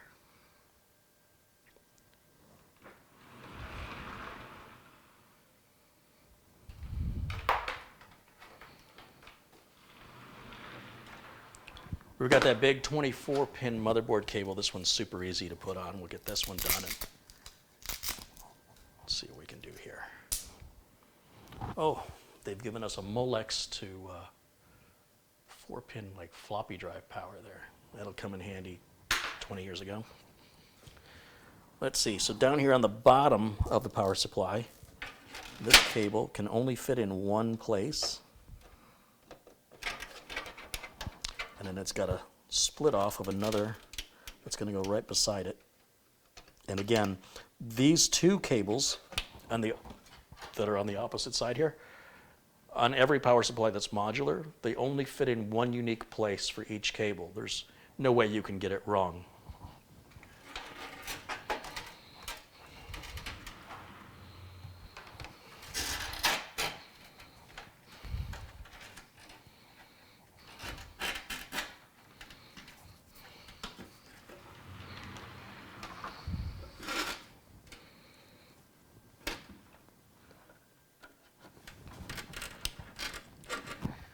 Now with that out of the way, I can put the heatsink on the CPU.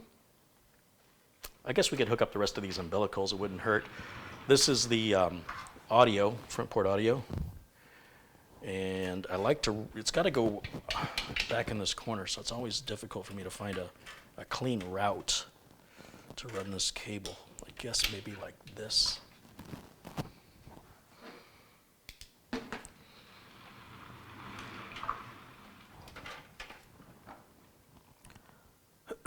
Missing pin is on the bottom. It's going to go right down there. Front port audio cable always goes in this bottom left quadrant of all boards, of all ATX or micro ATX. Time for another drink. And then finally, we've got that front port, the two USBs. That's this flat ribbon looking cable here. And we'll just run that through. Let's see, where is it going to go? It's got to go right there. So I guess I can run it through that hole right there.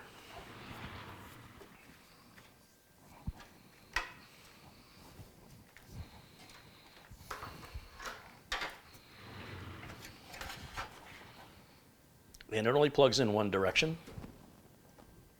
There's no clip or anything, but it's important that you don't use a whole lot of force on this because you don't want to bend those pins. If it's aligned properly and it's starting to seat, you'll feel it. And then, of course, you can push down, and it should lock in. Yeah, so that's pretty much all the cabling, except for the optical drive, which I'm not worried about at this point. Let's get some thermal compound put on the CPU now. And I'm going to show you how I do that. We'll give you a close-up here. Let's go right in on that. Everybody's got their passion about thermal compound, and you know there are pills they make to help you if you're one of those people. As a business owner, I don't really care what anybody thinks other than my customers, because if there's any problems, I'm the one they're going to call, not you.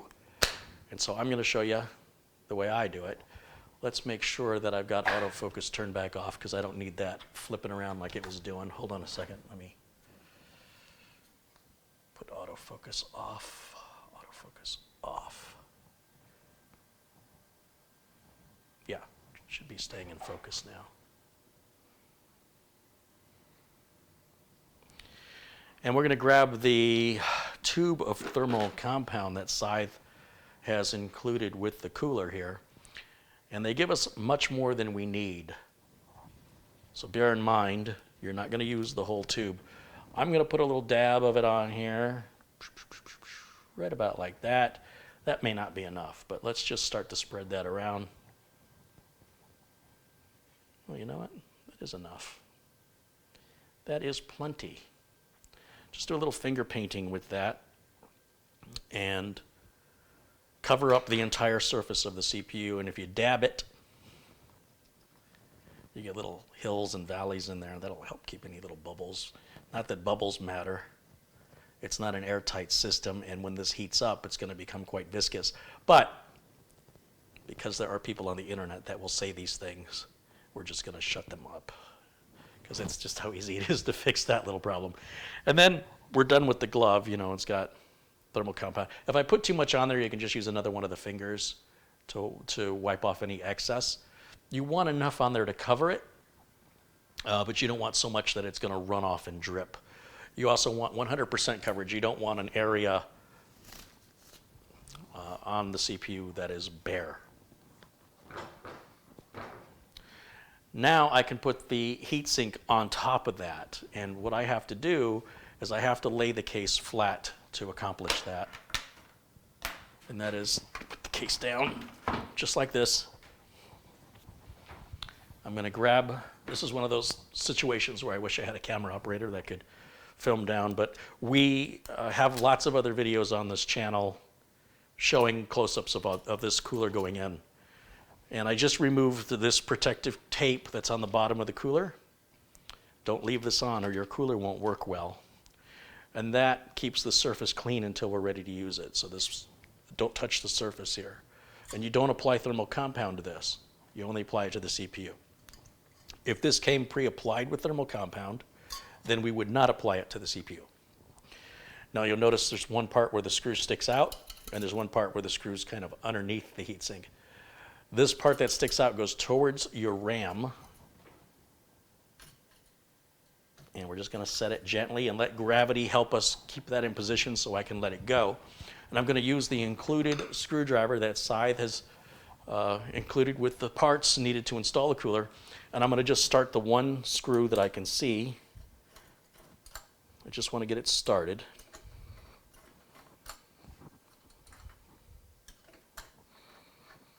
There we go. And then I'm going to run the screwdriver through the hole in the top of the heatsink and feel for the screw below. And then I'll start to turn that one. And then I'll come back over here, and I want to try and tighten them down about the same.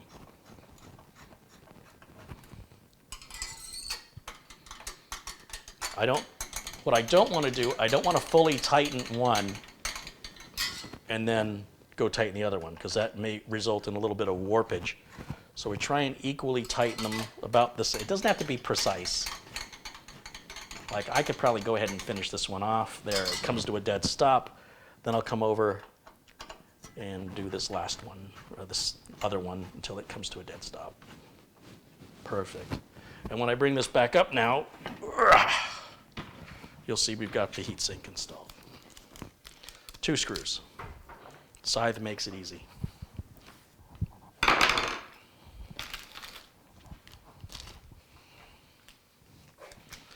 Okay, guys. We're just about ready to test fire this thing. We're going to put a graphics card in it before I do, but I want to get the fan hooked up. So to get the fan hooked up, I need to do the cable management on the fan now before I install it. I guess I can put autofocus back on now since I'm moving around. There's autofocus. Okay. So the way this cooler, the fan is going to go on this direction, like so. So I'm going to grab these little wire hangers and I'm going to put them on just like this.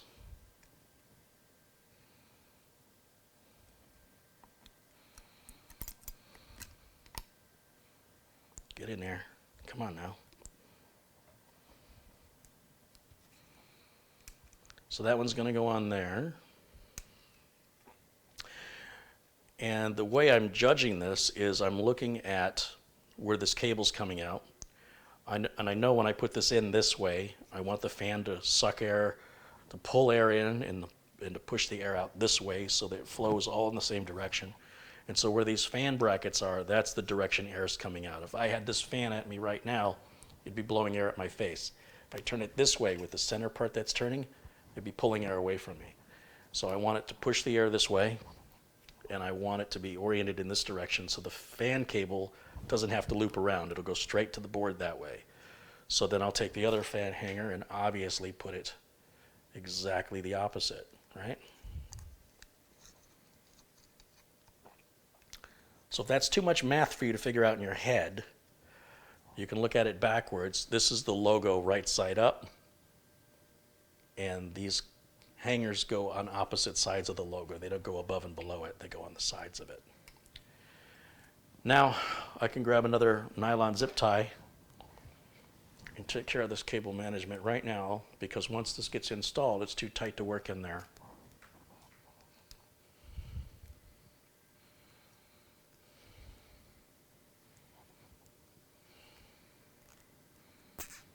Oh, I tightened that way too quick, and I completely missed the cable. I'm not even going to be able to squeeze that in. I'm pretty sure I did that too tight. Yeah, so I lost one. I lost it. That's all right. I got a bunch of these.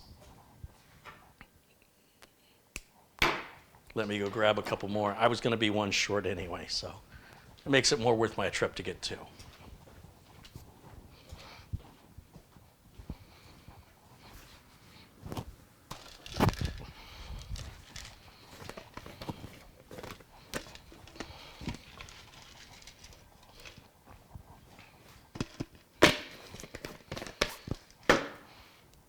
Okay, take two.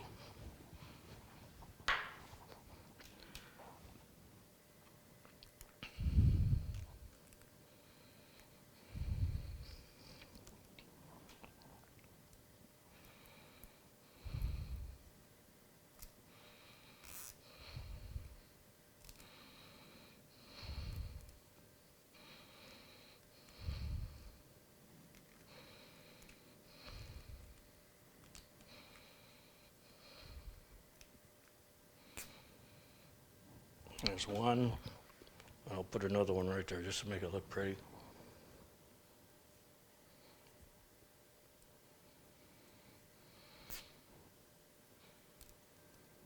Just like that right there. Yeah, that's what I'm talking about.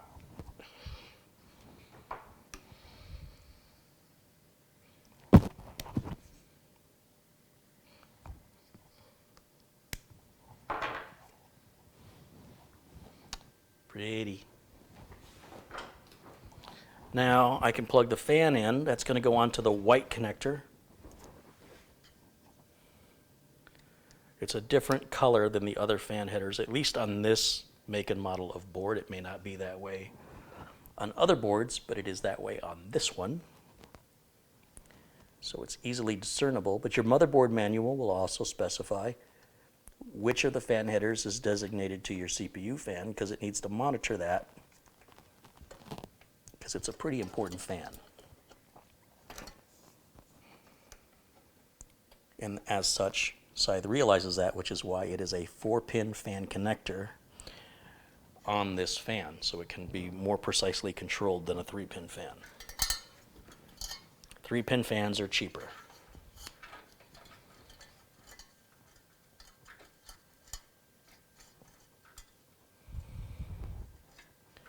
Now this is going to sit perfectly right into that heat sink once I get it aligned properly.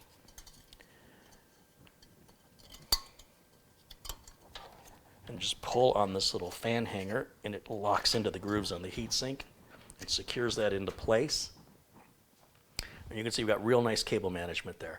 I'm going to go ahead and remove 2 PCIe slot covers, so that we have room for the graphics card to go in.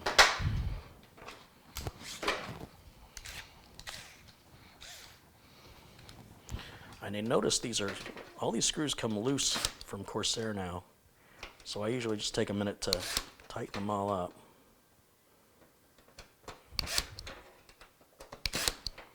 And then these 2 I want out.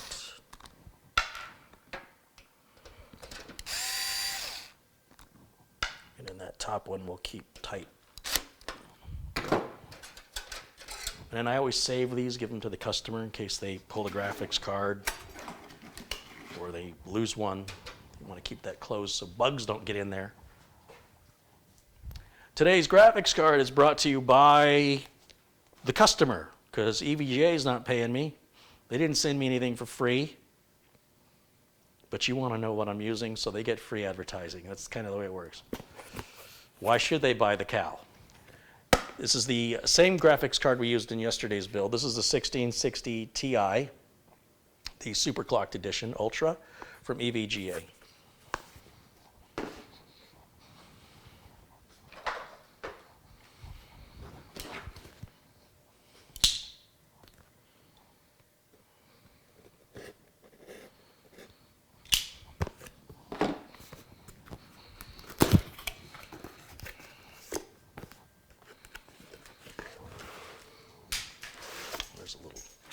Catalog in there that comes out.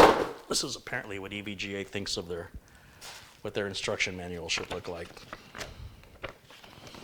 Oh, sexy. Put that in the box. So let's take the bag that was in the box out and remove the cover so that we can get to the bag that was that's underneath the cover that was around the bag that was in the box, that was put in another box when they shipped it to me. And let's make sure we use an anti-static bag that's at least 4 times larger than it needs to be, because, you know, America. And then here we've got this stuff that says remove protective film before use. I wonder if they want us to remove that. There's also a little rubber cover that's completely unnecessary that needs to come off, and another one that's completely unnecessary, so we can make sure that we have enough garbage in our landfill. We're competing against New York for who has the most trash. So make sure that you put it into your trash, and hopefully we'll win.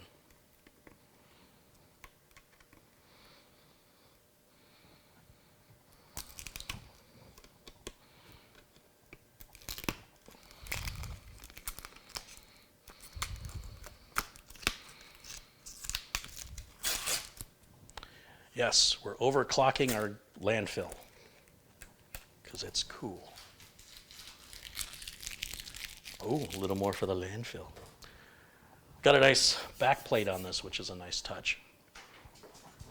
Make sure that the retention lever is open. Always go into the top slot. That's going to be your fastest slot on your motherboard. And then it locks in, and we'll secure it. 1, 2. Now we just have to give it power, and we can test fire this bad boy and see if it works. See if we put it together right. There's one way to know. See if the smoke comes out. So here are the video power cables included with this power supply, which is far more than we need, which is not a bad problem to have. Let's see. How many do they give us here? Here's a single. That's exactly what I need, a single one. Keep our cable management nice and pretty. And then the rest of these go back to the customer. Who knows, maybe they upgrade to a 3080 Ti one day and they need all these connectors.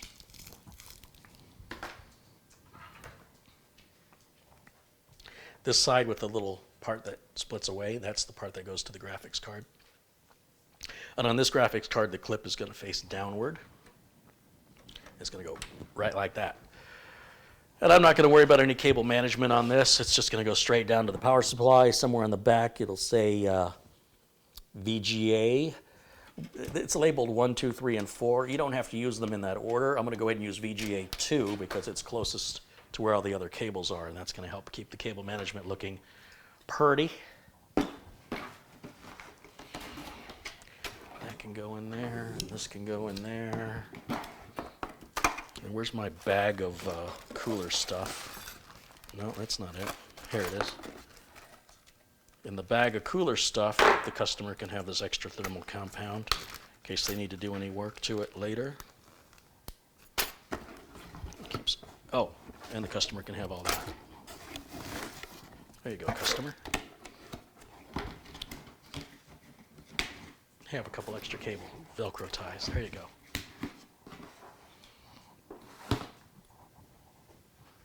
Okay, who's ready to see if the smoke comes out? Smoke them if you got them. Smoking's not allowed. So, don't hold your breath.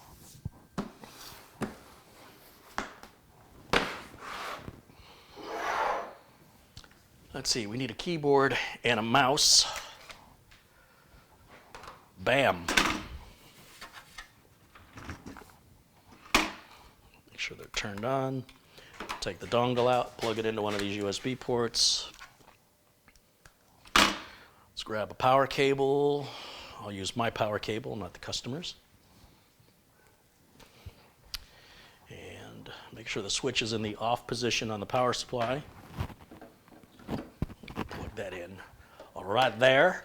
Do you mind if I use your monitor? What do we have, 1,033 people watching? I'm the coolest guy in the world. I got 1,033 monitors hooked up to the very first test fire of this machine. You don't see any monitor here, do you? There's no monitor here.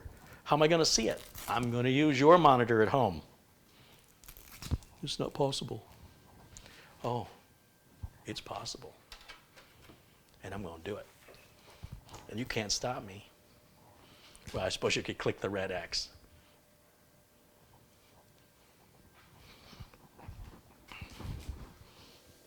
You wouldn't do that, would you? What'd I ever do to you? That's it, man. That's it. Flip the switch on. And let's move this out of my way. And let's take a look at camera input number 2. Look at that. Pride of camera input number 2. So proud. Get out of the way. No one wants to see you.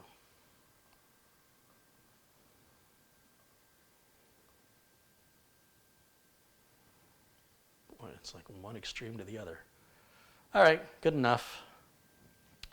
10, 9, 8, 7, 6, 5, 4, 3, 2, 1. 1. Wow, that was a bummer. Got nothing here. I got nothing.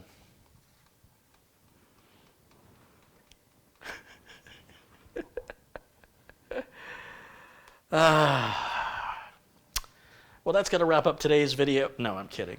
What did I do? What have I, something simple. I'm missing something simple. Come on now. Did my switch not get plugged in all the way?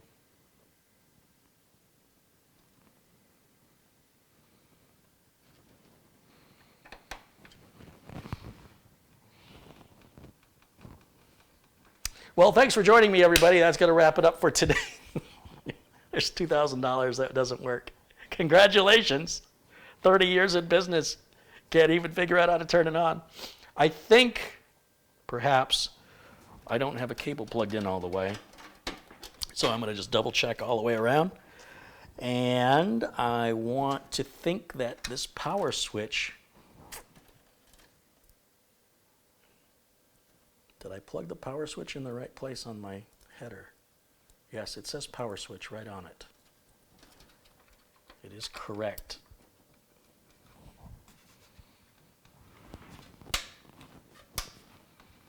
Maybe if I keep pushing it. No, that's not definitely going to work.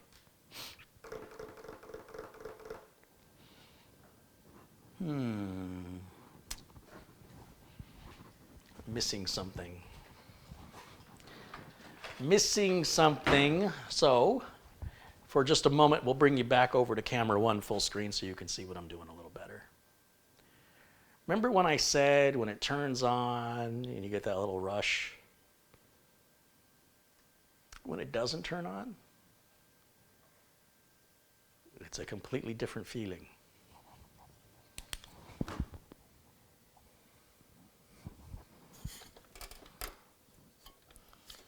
We're good there, we're good there.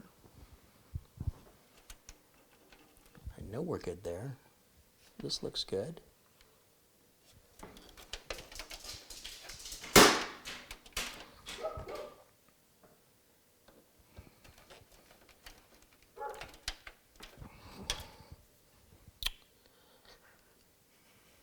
That looks good. That looks good. Yes, yes. Yes, all that looks right. It is visually, there's nothing obvious wrong. But it is not turning on, so I'm going to just try taking the, I'm going to grab a manual switch. See if I can manually turn it on. You could use a screwdriver to short it, but I don't want to.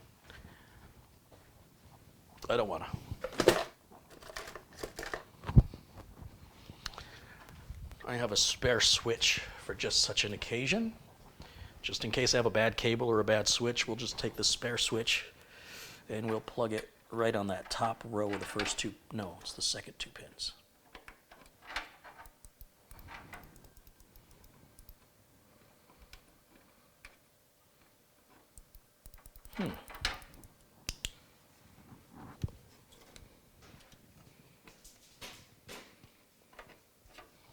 Well, it's definitely not my switch. Well, this is interesting. Well, isn't that interesting?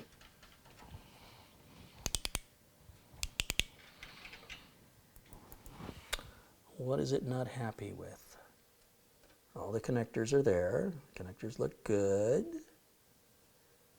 Yes, that's correct.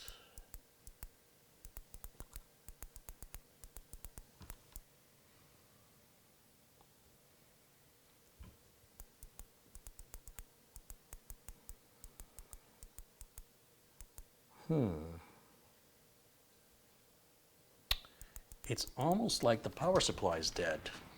A brand new power supply dead from EVGA, that'll be a first. People ask me, how often do you get DOA parts? And I'm like, never. I mean, you're watching everything live. When's the last time you've seen a DOA part? But if the machine's not getting power, your first thought should be power supply. Well, power switch and then power supply. Sometimes it's not enough to wiggle the cables. Sometimes what you got to do is get in here and just unplug them and plug them back in again.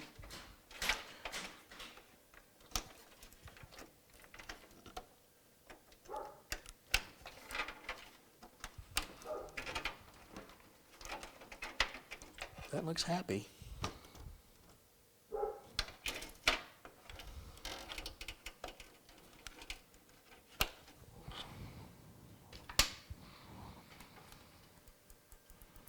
But it is not happy. Drama. Bum bum. What's going to happen next? Tune in next time. What? No. I gotta know. Gotta know now.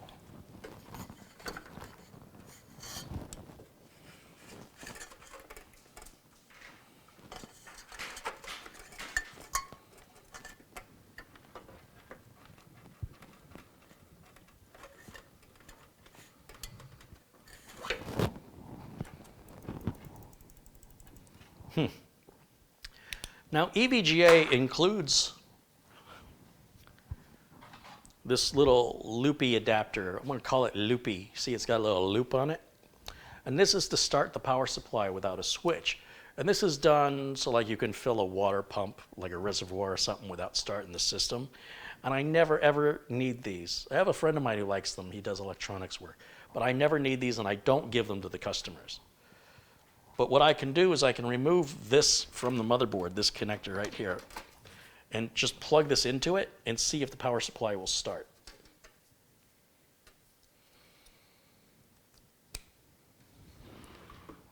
And the power supply is not starting.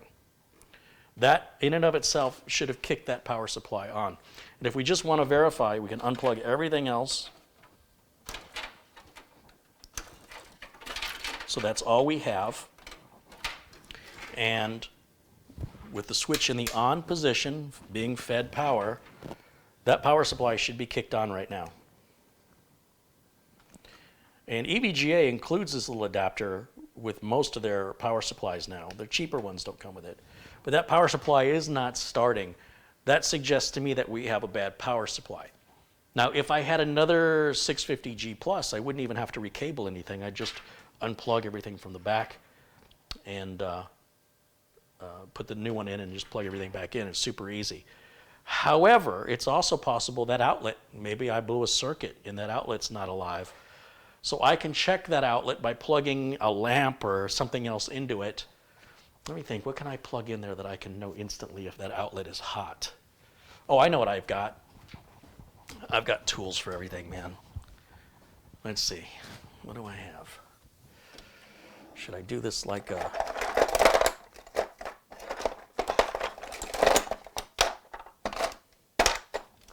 like somebody who knows what they're doing, or should I do this like ghetto style? Here we go. Let's see if this will work.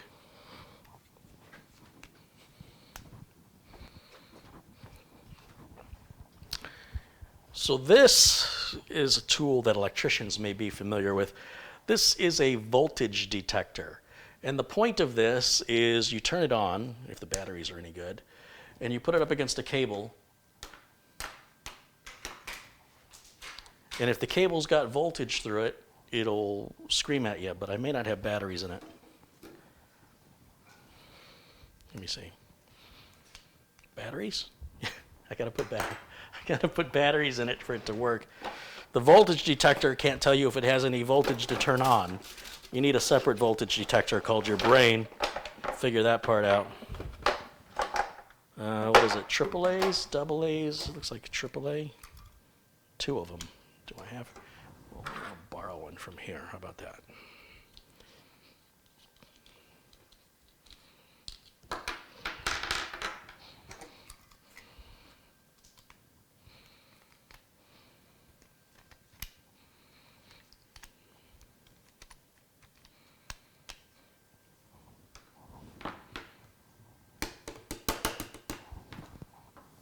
I still don't know if this is...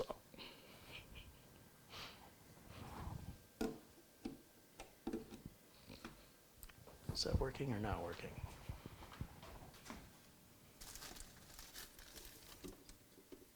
I don't think it's working. Let me try it over here.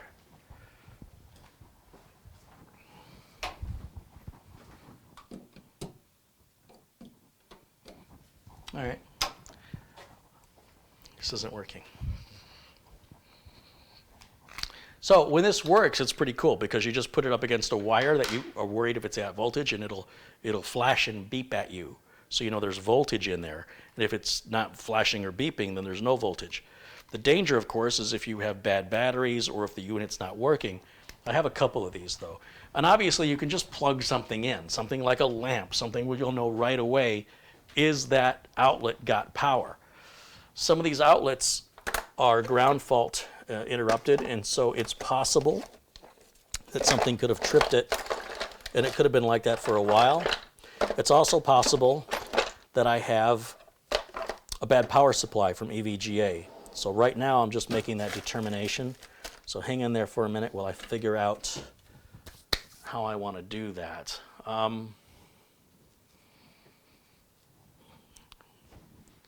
Good time to put that studio light in, huh?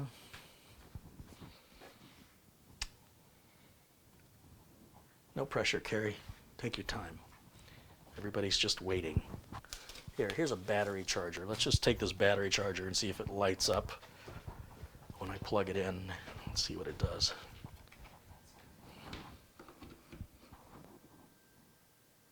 It does not light up, ladies and gentlemen. Oh, yeah, it does. It works. It's not my outlet. My outlet's got voltage. I'll even move it to the bottom outlet just to be sure. Plug it in the top one.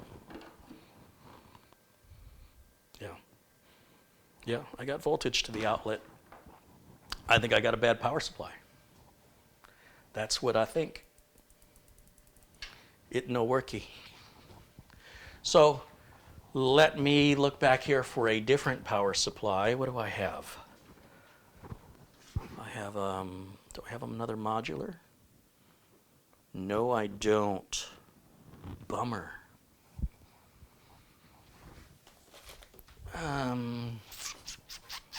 What do I want to do? Decisions. Oh, there might be another source. Hold on. I might have a power supply over here.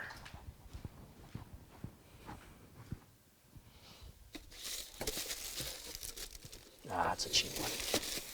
Rats.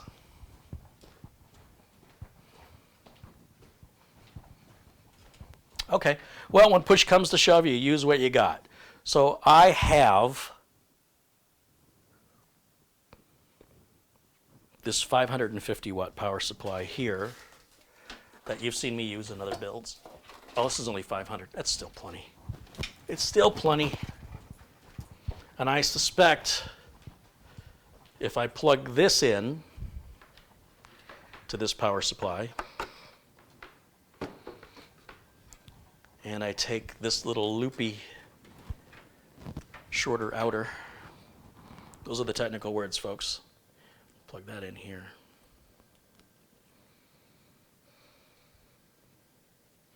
It's very unusual. And let's see if this turns on. Yeah, this turns on. So, yeah, I think I got a bad power supply. Certainly the way it appears.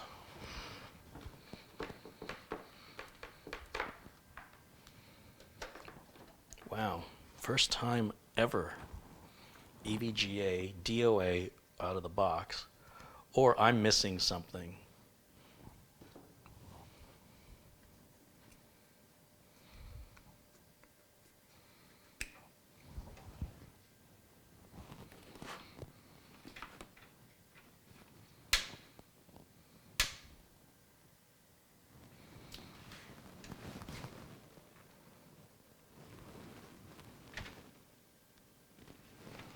So let's do this.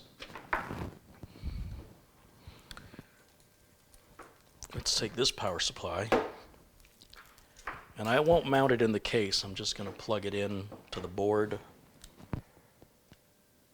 What we need to do, which is just 3 cables. It's just the 24-pin power cable. It's going to go on there.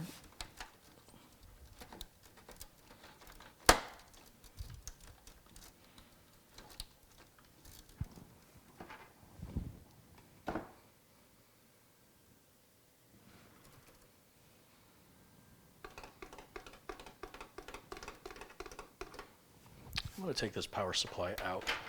Just want to visually, I'm listening for the fan to come on and I'm not hearing it. But I'm wondering if it's possible that fan is turning on and I'm just not hearing it. So I'm going to take the power supply out and take a quick look.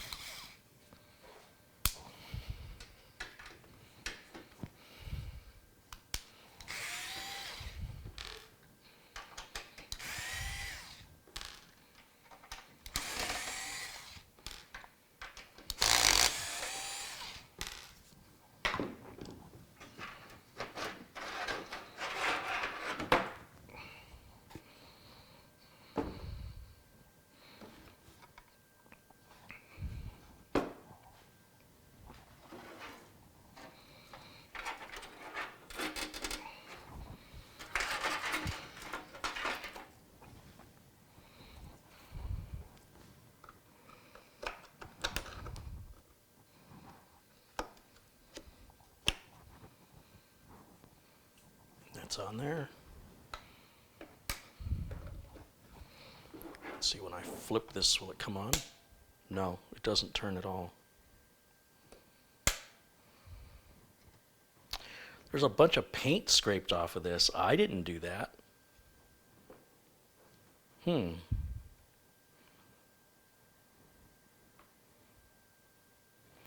Interesting. Bad power supply. Feeling confident we have a bad power supply. I was also feeling confident it was going to turn on, so, you know.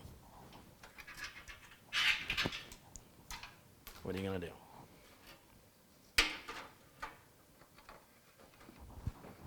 I need to get that 8-pin power cable on here now. That's going to suck.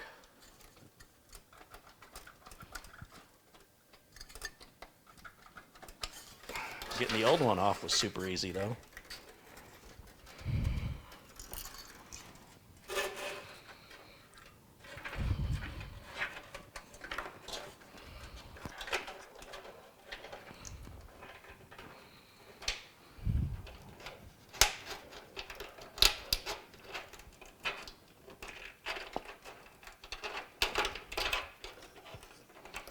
Making good progress today, too. I was really proud of myself for not letting the chat room distract me from getting work done. It'll teach me. It'll just rest it in there. Give it something to do.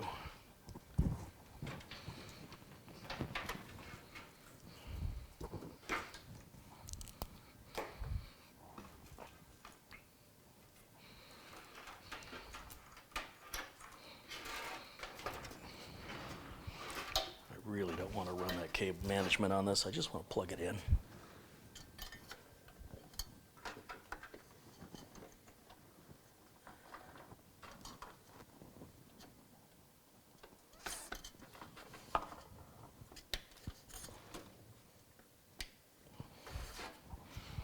Made that look easy.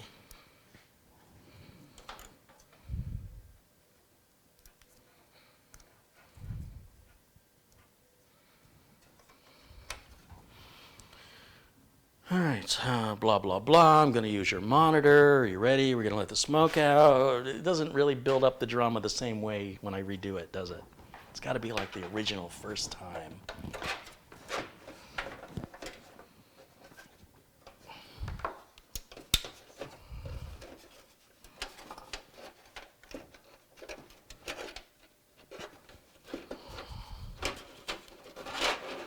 My audio cable got trapped underneath that.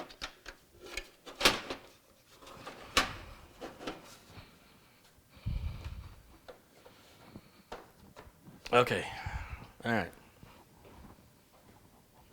All right, everybody okay? You feeling all right? It's not a big deal, don't freak out. I think it'll work now.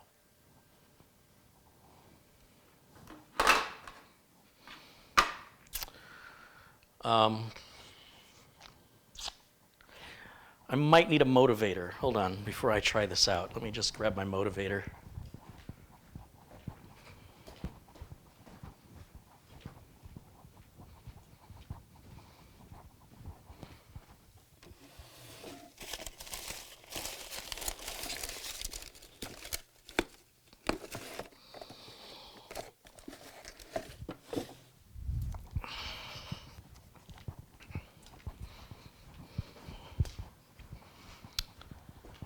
I gotta have a little talk with this computer before we try this. So just bear with me for a second. Now, are you gonna work this time? I really need to know if you think you're not going to work. I'm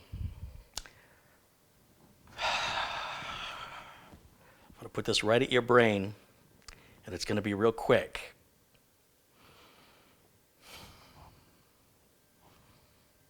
Hold on. I want you to think about it. I'm going to give you one more chance. I got 1,191 people watching me live right now, and you're making me look really, really bad. I got nothing to lose. Flip the switch back on.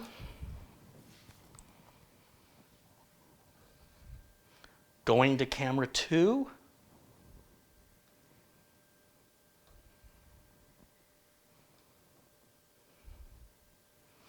You still want to play? That's what I thought.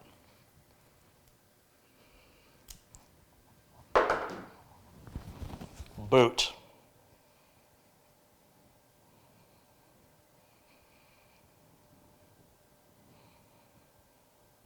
I'm not going to ask you twice.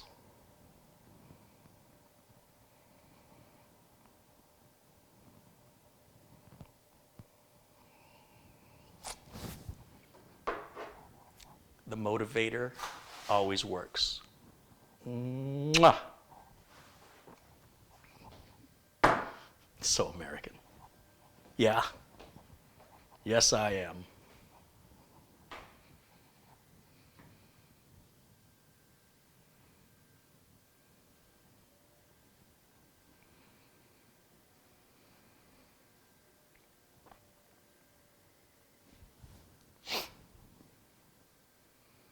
Shoot it anyway.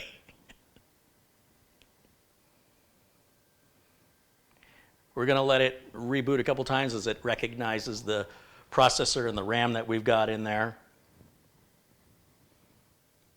Hey, hey. Now, I want to check for a BIOS update. Oh, it's still doing its thing. It may do this 3 or 4 or 5 times. Eventually, it'll come up and stop. And that's normal. Be patient. Let it do what it needs to do. What do we got going on here? BIOS version F11 on the Z390 Aorus Pro. I'm going to just type in Z390 Aorus Pro right into Google, which I'm going to do on the streaming computer so you guys can't see it. And then I'm going to look on the first link, which takes me to Gigabyte's product page for this board, and hit the support button. And under the downloads, I want to look at the latest BIOS, which it says is F12D, which is only one newer than what we have. But it is newer, and therefore I want it. So I've just downloaded that, and I'm going to extract the BIOS file that I downloaded onto this USB flash drive that I'm plugging into the streaming computer, the computer I'm using to broadcast this to you. And let's go to the downloads folder, and we're going to extract. Where'd it go?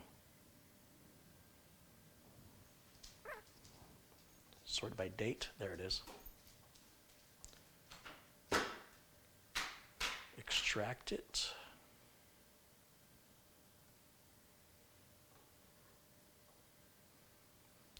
And then we'll copy that file over to the 2 gig flash drive that I just plugged in. And we'll close and eject. That's just the cap to the USB flash drive.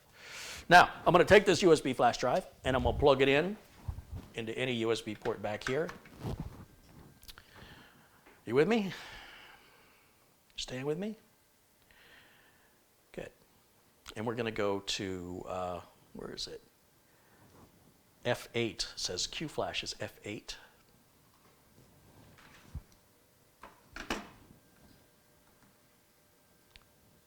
Update BIOS. Oh, this is different. Yeah, that's what I want to do. I want to update the BIOS. It sees the file. I guess I'll use the mouse instead of the keyboard. There's the file. Double click it. Okay, I guess I hit this arrow then maybe. Are you sure you want to update? Yes, I'm sure. Do I need to get the gun? Press to start. This is different. Okay. And now we just wait.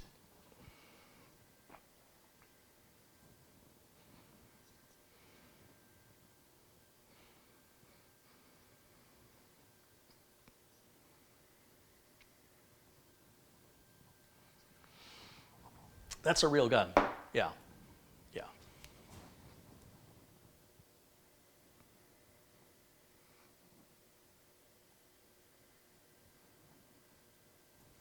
You know, Dirty Harry says, I can't remember if I fired 5 or 6 in all this excitement.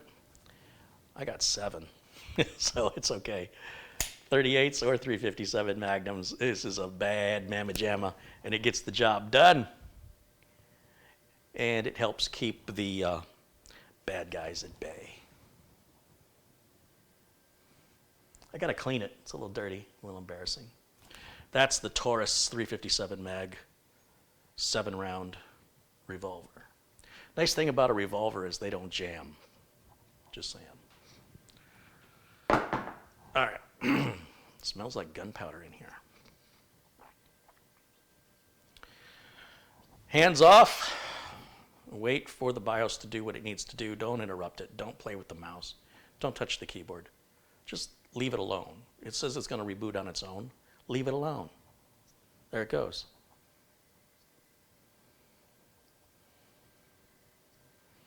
It looks fake.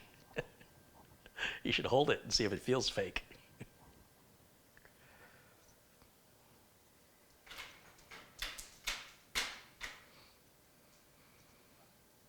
Stealth Mode says, yeah, it doesn't leave any brass behind either. That's true, too. Okay, now we should have an updated BIOS, which should appear here shortly. Just again, hands off, wait till it's done doing whatever it's doing.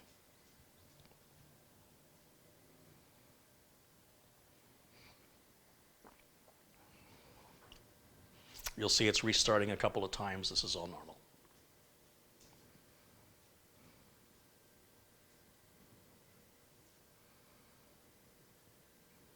Now we have BIOS version F12D. If you look in the upper left corner under the yellow word information, we can verify that we have the latest BIOS.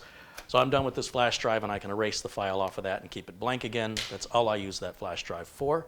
Now I'm going to grab my Windows 10 installation flash drive, and without changing anything in the BIOS, let's hit the power button, shut her down, plug this into a blue USB port so I have faster transfer speeds, turn it back on, and it should just automatically start off of that flash drive. And we'll see that here in just a moment.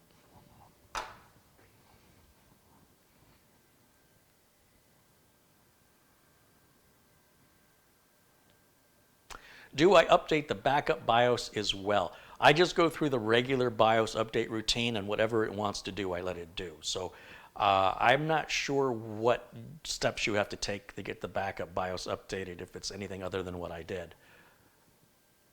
Let's hit next on this, hit install now.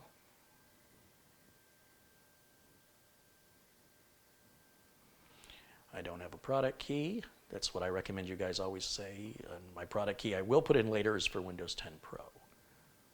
It's only going to find one drive on here. So once I accept this end user license agreement, it's going to ask me if I want to do an upgrade or a custom. I always choose custom because I've only got one drive in the system. There's only one drive to choose from. This keeps confusion down. On a new build, or if you're working on a system and you don't want to accidentally erase the wrong drive, unplug all your other drives and only leave one drive plugged in that you want your OS to install. And then you don't have any decisions to make other than hitting next. And it's going to create those 4 partitions, format them, and put Windows 10 on it. And while it's doing that, I'm going to get rid of camera 1 here, and I'm going to put some stuff away while we're waiting, and I'll be right back. I got to put my gun away. I don't need that laying around when the dogs will think it's a treat. And let's see, I can put that power switch away. And it looks like I'm going to have to create an RMA with EVGA. They're real easy to work with. It'll just delay the build by a couple days. Very strange that we got a bad one. But I'm glad you were here to see it. You know that these are all live and unscripted. And that really hasn't happened. It's a first time in a long time I've had a part brand new out of the box that didn't work. I suspect that part was returned. I'm starting to think that that was an RMA part. But that's okay, not a big deal. So what would you have done if it was you? How would you have been able to resolve that? Well, you say, well, gee, Carey, you got extra power supplies. What's average Joe supposed to do? Well, average Joe could buy a power supply or take the power supply back, but the first thought was switch. Second thought was power supply. And getting a bad switch is probably rarer than getting a bad power supply. However, they would have the same symptom. And they're both super easy to fix.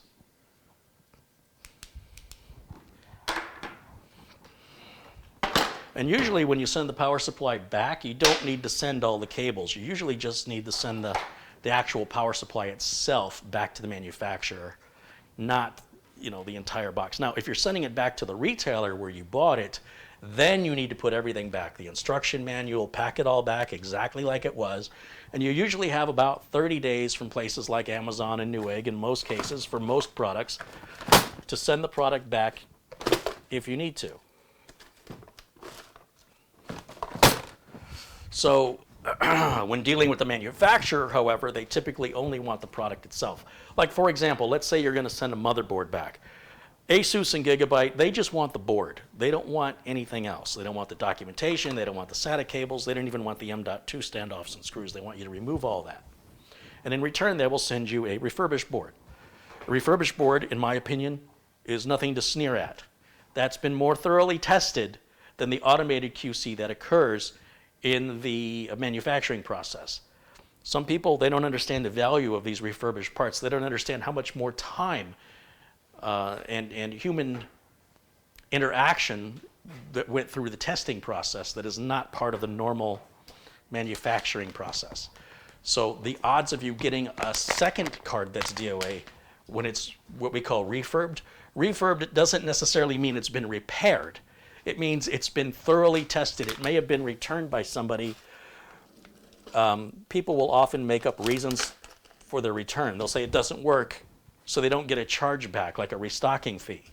When in fact it works fine. They just lied to avoid the restocking fee. Most manufacturers don't repair anything. They have everything built overseas by contract, and when you send something like a router or a motherboard back, they're just sending you another one, and it's probably brand new, or it was returned, and the person that returned it either lied or they don't know what the heck they're doing, and that's why it didn't work for them. And so the manufacturer runs it through a whole series of tests far more rigorous than what you would see in the automated quality control check at a factory where they manufacture. And that's how they know that you're not going to be sending the one they just sent you back again. Because if they send you another brand new one, you just could be running around in circles, and then your faith in the manufacturer is probably going to be completely destroyed, and you won't want to buy anything from them ever again. So they have to take it out of the box and test it. And they'll always say they're refurbed. Even if they're brand new, they're going to tell you it's refurbed. It's nothing to sneer at. It's nothing to worry about. You're not being shortchanged. What's up, Lyle? It's not time yet. You got 20 minutes, son. All right, move it, kid. All right, we're doing our reboot here. I got things put away. Oh, lucky me, I get just in time to pick my country.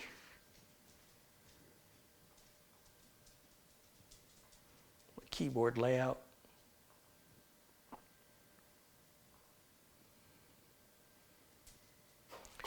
This is going to go to Mike. Mike's the lucky guy with the bad PSU.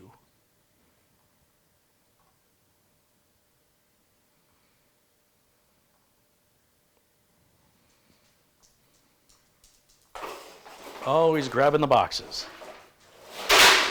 Oh, and he knocked over the side panels. Nice job. Scared you, didn't it, boy?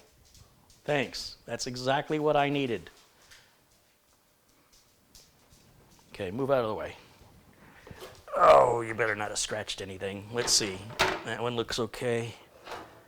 That one looks okay. That one, oh, you got lucky, boy. Lucky dog. Here, you can have your box. Stinker. He's like, yeah, tell me to wait 20 minutes again and see what happens.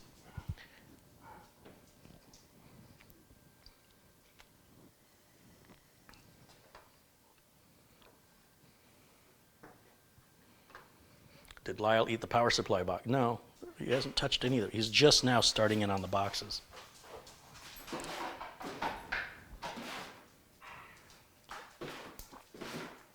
Excuse me. Excuse me, you can't eat that one. Hey, no. Go eat that one over there. Here. Here, you want this one? You can have this one.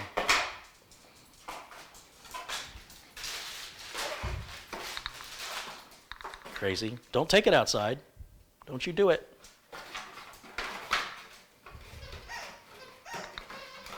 Well, he has decided that it's time to eat a box.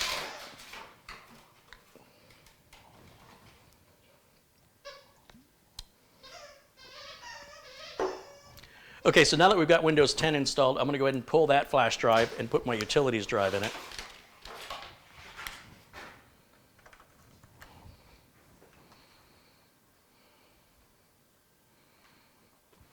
And on my utilities flash drive, let's see. Oops, that's not what I want.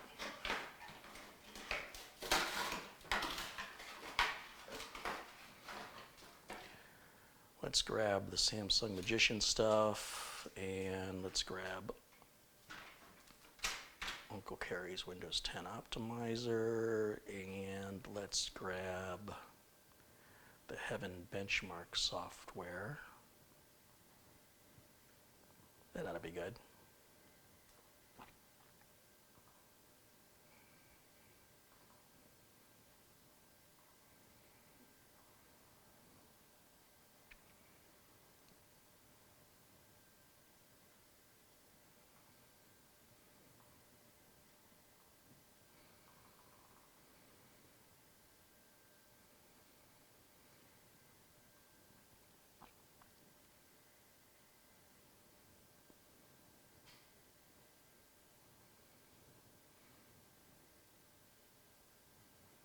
Now it's going to give us a little error when it tries to go out to the internet, the Samsung Magician software, because I don't have the internet plugged in yet, and I don't want to, because I don't want it to break the Heaven. I want to try the Heaven benchmark.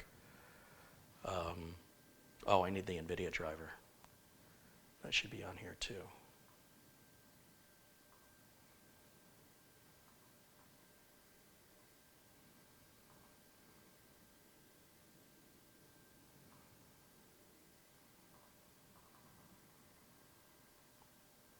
Ugh, it looks terrible on low res because it's the Samsung Magician software apparently wants you to be at 1080 because it's huge. All right, now how can I shut it down? Great, thanks Samsung. How do I close you? All right, doesn't matter. Let's go back to installing the NVIDIA driver. Let's do that now.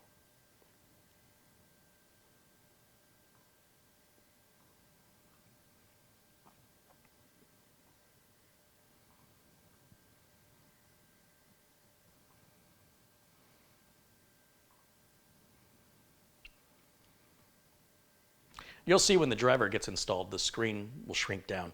Like these 1, 2, 3, 4, 5 icons, you see how close they are to this bottom row, to this taskbar? When this driver installs, you'll see these icons get a lot smaller. The resolution gets sharper.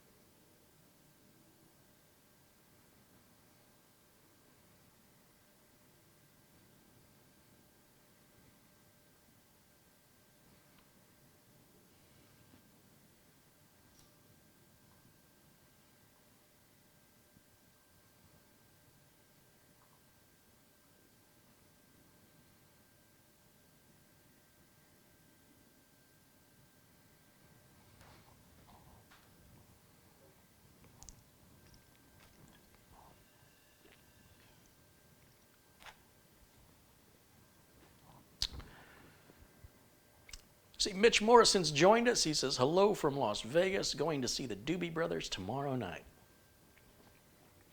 Excellent.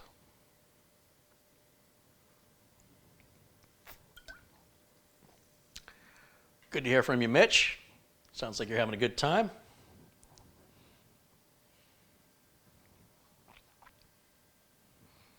Mitch missed all the fun today. Because, you know, no fun is happening in Vegas.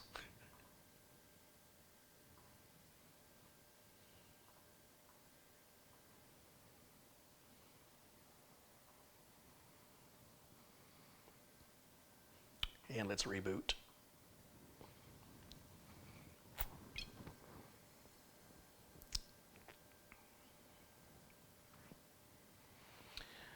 Have you thought about having your optimizer tool turn off or disable the options when setting up Windows like advertising? No. That doesn't optimize Windows. That's privacy. That's not a privacy program. It's an optimizing program. Okay, let's do this. I need this mouse. And we're going to go over here. And I need to install the NVMe driver for Samsung. And that's going to need a reboot too.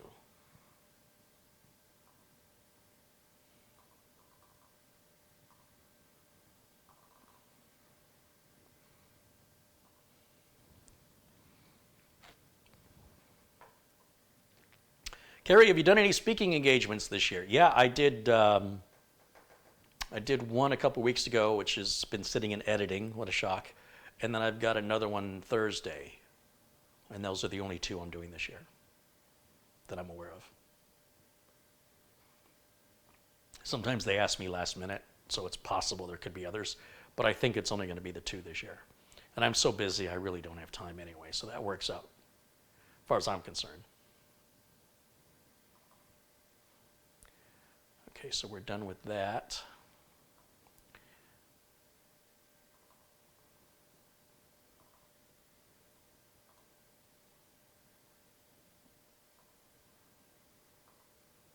Oops.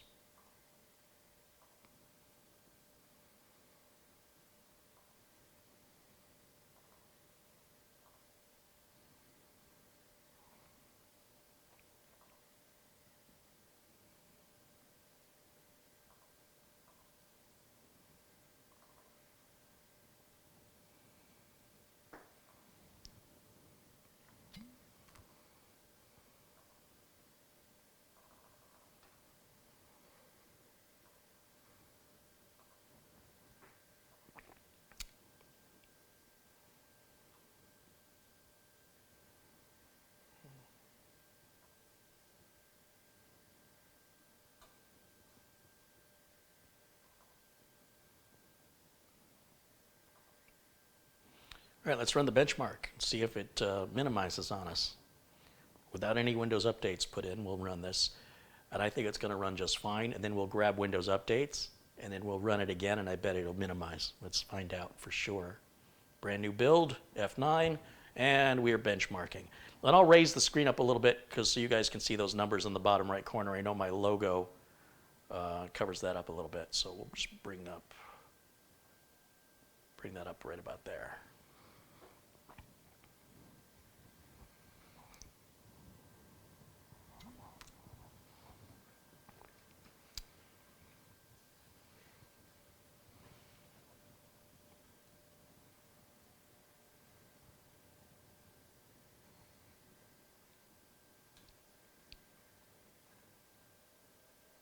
We can hear those graphics card fans ramping up. A couple contributions have come in. Let me give some shouts out to these kind folks. Bear Paws contributed £2 and says just another donation. Abaris84 has contributed £5. Michael B's contributed $5 and says have a few Cokes on me, Carrie. Ramix72 has contributed $2. Planet Cryos has contributed $2 and says, here's $2 for your $2,000 problem. LOL, you'll get it. Marty Yoel's contributed $10. He says, good day and nice build. Hugh Wong has contributed $2.50. And he wants to know, how much do I charge a build? I don't charge to build a computer. I only charge to ship it. It's $125.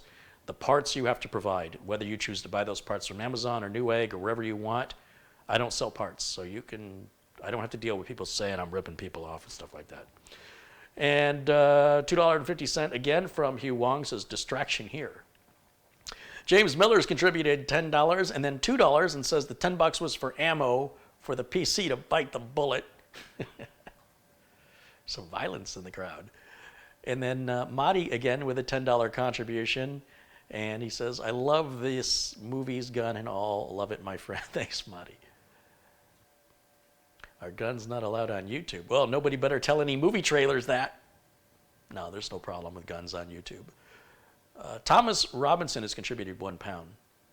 Thank you, Thomas. Thanks to all of you for contributing. No, YouTube doesn't want people to see how to create, how to make weapons or how to, they don't want to DIY, build your own AR-15. That ain't going to fly on YouTube. But guns themselves, much like violence in movies, in the right context, it's certainly allowed. It's not a problem. Radex1912 has contributed 100 Czechoslovakian, hold on a minute, I got to look that up.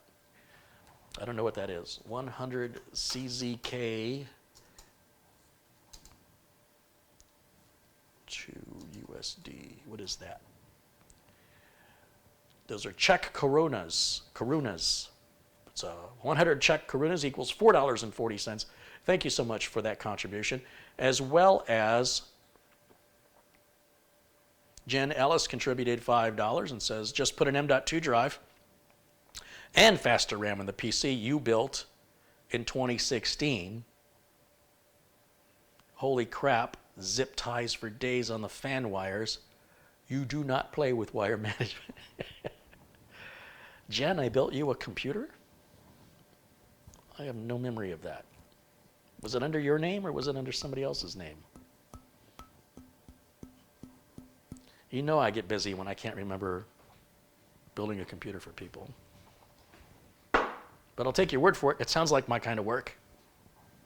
It sounds like something I would do.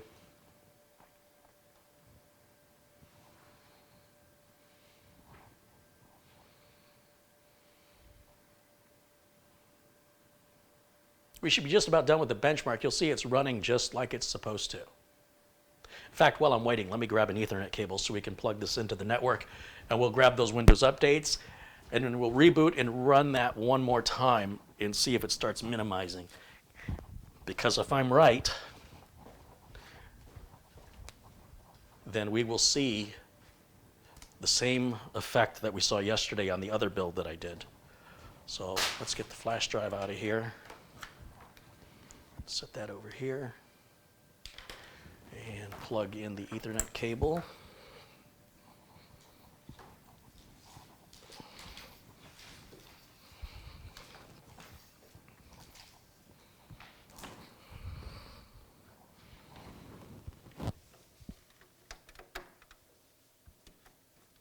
There we go.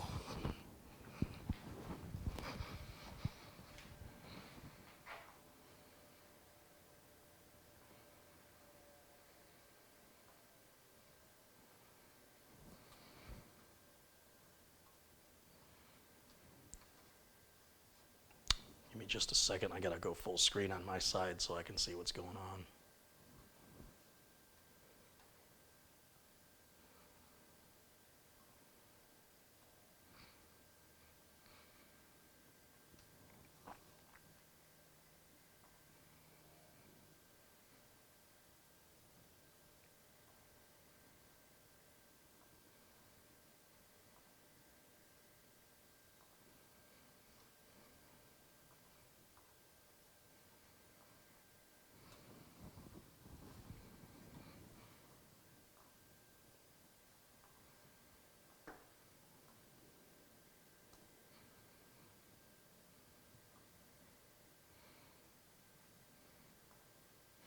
Okay, so we're going to check for updates right now, and we'll let it do its thing. And like I said, once it's done, we'll restart and we'll run Heaven again and see if Heaven exhibits those same symptoms yesterday where it would just automatically minimize itself. I know there was a major update to a Realtek audio file that enabled people to exploit it, although it was just a research team that showed that it existed, not that there was anybody taking advantage of it yet. But now that the information is public, bad guys can know how to do it. So for anybody who doesn't update, just something as simple as a sound driver can get you infected online. Think about that. Nothing your antivirus is going to help you with, by the way.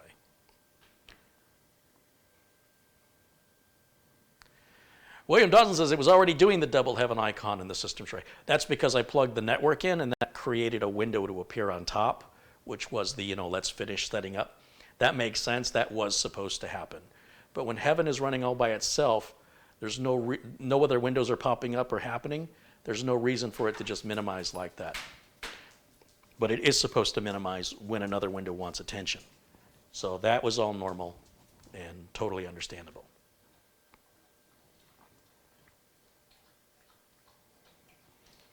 Jim Ginn says $5 for the channel carry and thanks for all your efforts. Right on, Jim. Thank you.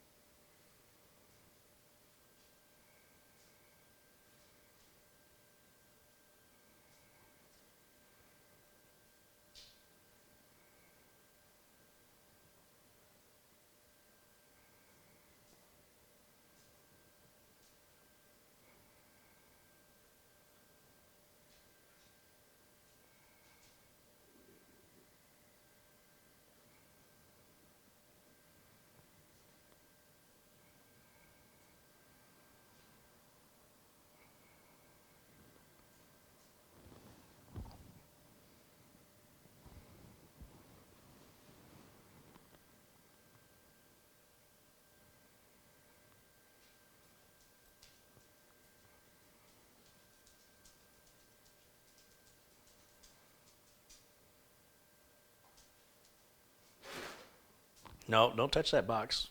Actually, I don't need it, but I might. I don't think I will. Yeah, you can have that one.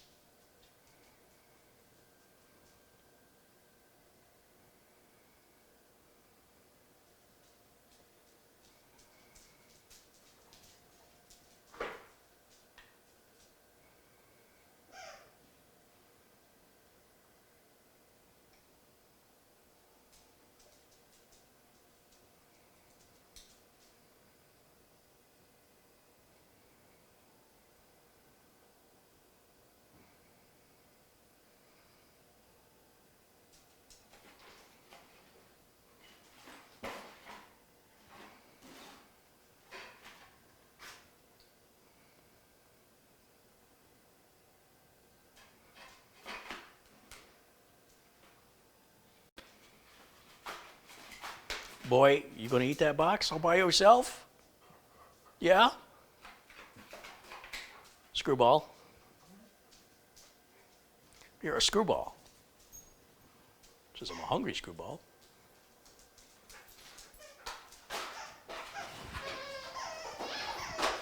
Boy, you're looking for all kinds of trouble now, aren't you?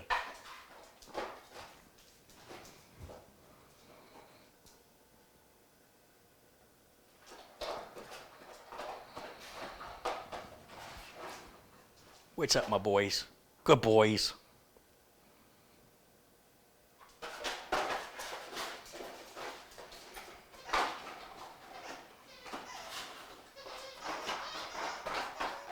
Hey, hey, hey, hey, don't take that outside. No, no, I'm not picking that up outside. Leave it there. Hey, hey, hey, hey. All right, that's fine.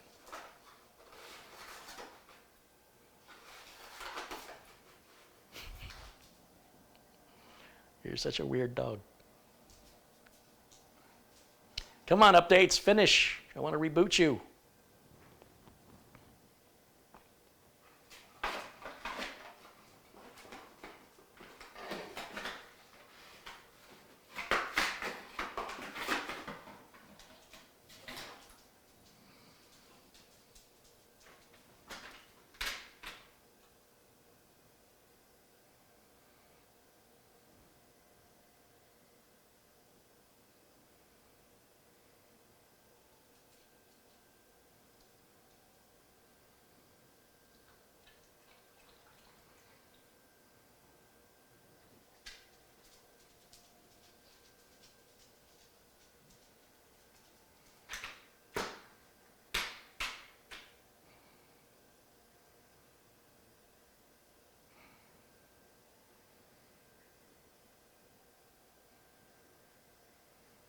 There we go.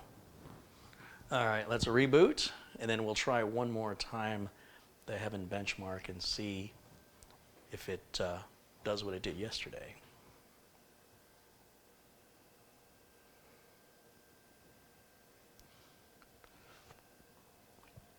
Jeremy Kramer's contributed $10. Goes, here's to Carrie. It's one way to threaten a computer when it misbehaves. Keep up the great work and the sense of humor. Thank you, Jeremy.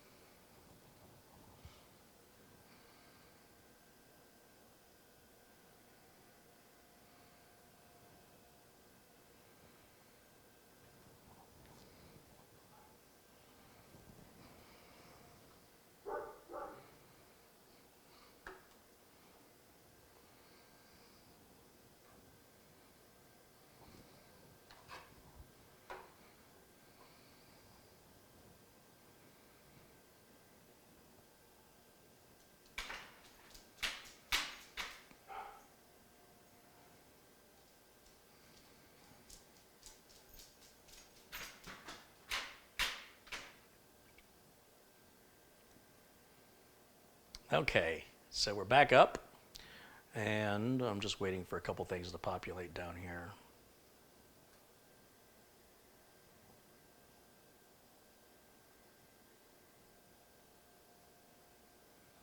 All right, let's run the Heaven benchmark again.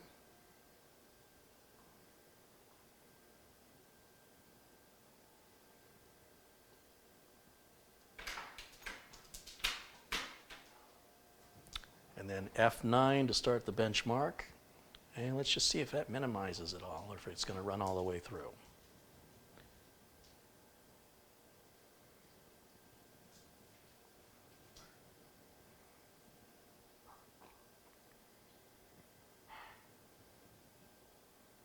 So far, so good.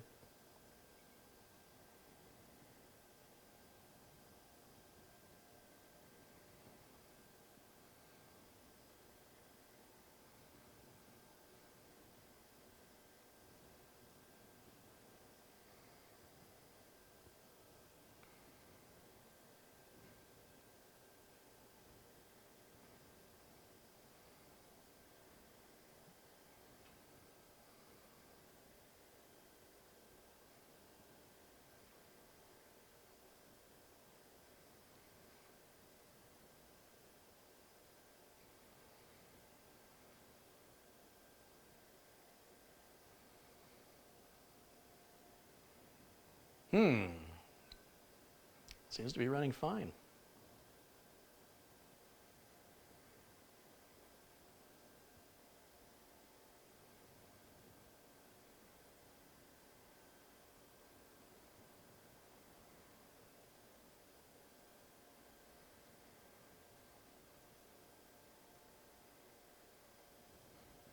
So, it didn't go this far before. I think what I want to do is stop this and get the rest of the updates, because now I'm curious.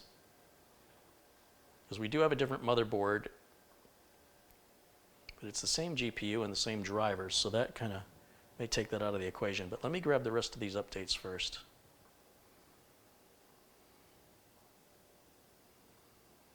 Just to be sure.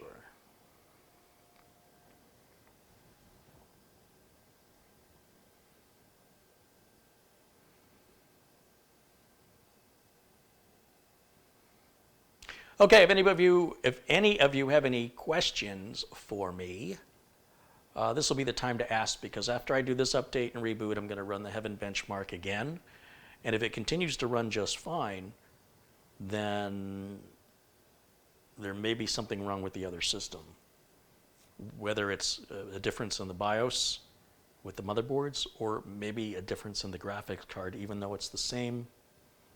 It's not the same graphics card. It's got 3 outputs. Yeah, it's the same graphics card as the other one. Well, we'll find out.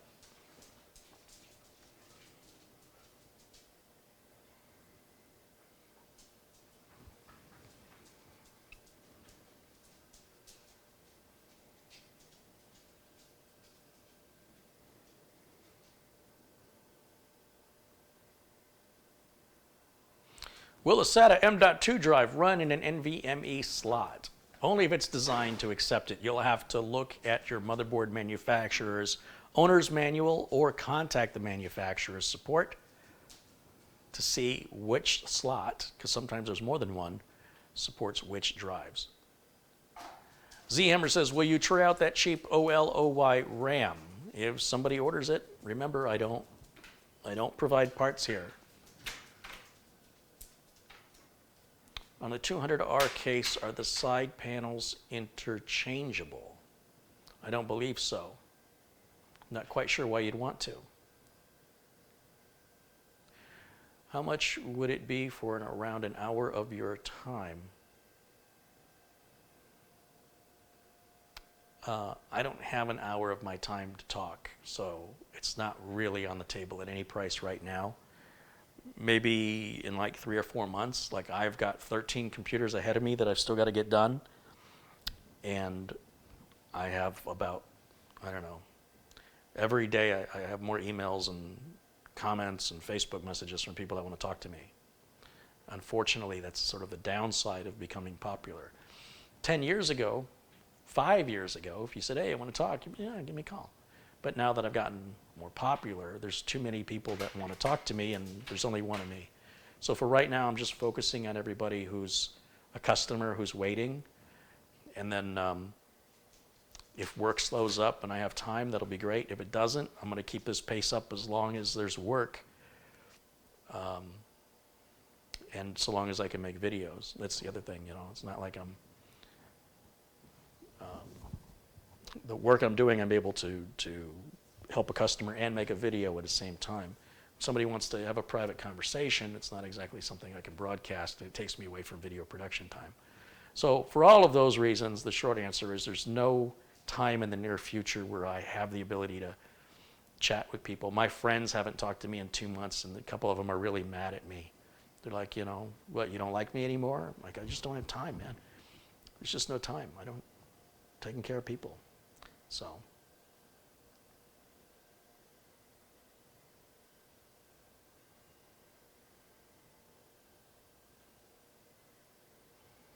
Oh, good. We can restart this.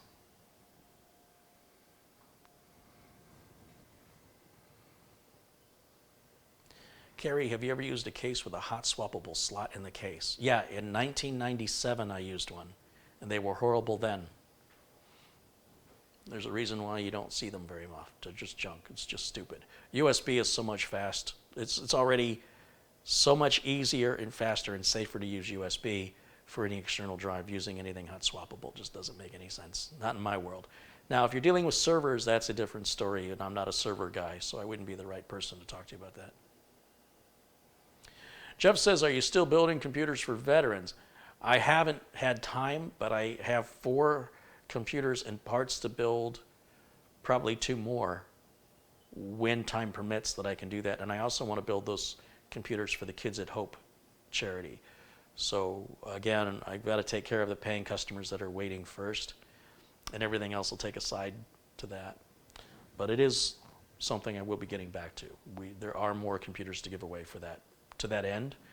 I can't do it all at once, man. Time management. And in my world, it's real simple. Who's paying? They get my time first. And then when things slow down, that's more work I can do. So if we add on those 6 more I've got, that means there's 19 computers ahead of me to still do. And that includes as well 2 repairs. So, and who knows what's going to come in between now and then. Oh, it just minimized. It just minimized all by itself. I hit F9 and it minimized. So let's go back. Hallelujah, it's getting worried. Let me try F9 again. And let's see if it minimizes again.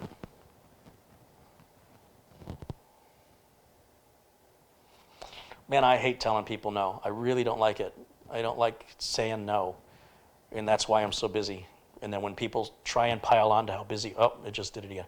So when people pile on to how busy I am now, it's kind of forced me to have to say no.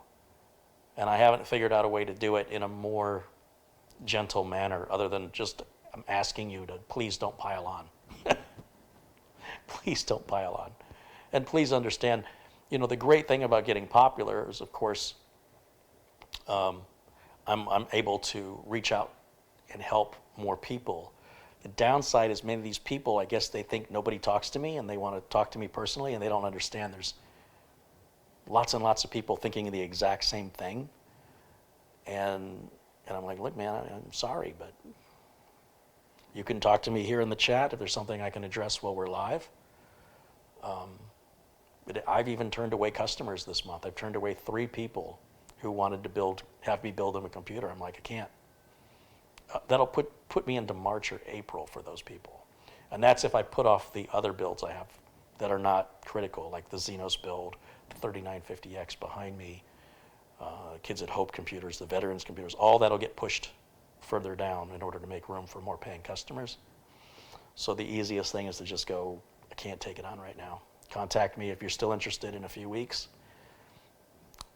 And even if I say yes to that, it means those other things have to continue to get pushed further back, further behind. So still figuring it out. It's a good problem to have. So yeah, that looks like the cumulative update there caused the problem on this build. But I know on the other build last night, I didn't even get to that one, and it did the same thing. But at least I know there's nothing wrong with the hardware of what I built. Everything's working the way it's supposed to. And now we can quit this, and we can wrap up today's build.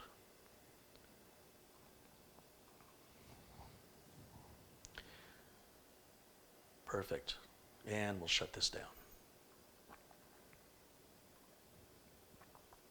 And what I'll have to do is I'll talk to Mike, the owner of this computer, let him know the situation with the power supply. It's going to alter his timeline a little bit. Like I wasn't busy enough. Now I have to have Mike, the owner of this computer, send me a copy of his receipt. Then I will do everything else on his behalf. I will reach out to EVGA. I will box up the power supply and pack it properly. I will label it. I will take it to the post office. I will pay to ship it. And as I'm doing all that, I cannot be making any videos. That takes me away from more work. But it's part of what I sign up for when I agree to do this. What else is the customer going to do, right? I'm going to ship them a computer and go, here, you have to change power supply on your own. I don't have a choice here. So that's going to slow me down a little bit, but that's part of the territory that comes with this job. And it's a little frustrating because I'm already buried. But I've got other work. I'll just keep putting other people ahead, and Mike will get pushed aside until his part comes back in. And I'll do what I have to do to just keep everything moving forward as quickly and as effectively as I can, while maintaining the utmost best quality I can. And then hopefully be able to get back to the Xenos build here pretty soon.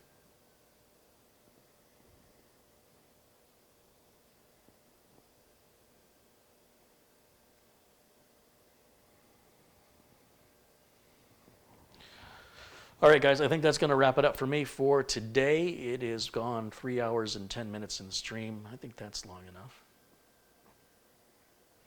You should employ Mitch and Linda as your assistants. Linda's already working for me, and Mitch comes by from time to time. Unfortunately, the money that is coming from YouTube is not enough to pay other people's salaries. It's barely enough to pay my own. If I start charging for these videos, if you were paying somewhere around Netflix type rates or Hulu type rates, and there were a lot of you doing it, then I could certainly bring employees on. So be careful what you ask for. You know, it's going to start costing everybody money to start getting more, or we just deal with what we've got and keep it free and just deal with delays. I don't know. I don't know which one's better than the other. I might experiment with it.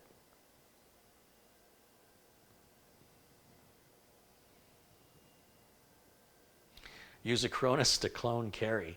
The world would implode if there were two of me. I'm pretty sure that would not be good.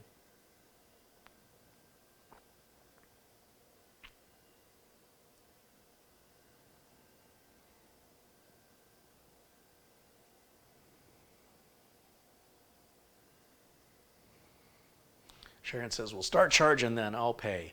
You know what, Sharon? If there's at least 4,000 people that agree with you, that would be great. You know, this video will probably get to 12,000 views in a week. So if I can get 1/3 of the number of views of people that will watch this to pay $2 or whatever for each video, or to pay a flat rate of a certain amount every month, more like Netflix, then bringing on employees and paying them salaries is certainly doable, and it certainly would mean a huge increase in the amount of content that's available. However, I don't likely see that happening. Unfortunately, the number of people that are as supportive as you are a very small minority of viewers. Most of the viewers are watching because it's free. So because I know I'm going to take a huge hit in the viewership, that means the price to watch it has to go up. So I don't know if that's the right answer, but I'm theorizing everything until I actually do it. I won't know what the real numbers actually are.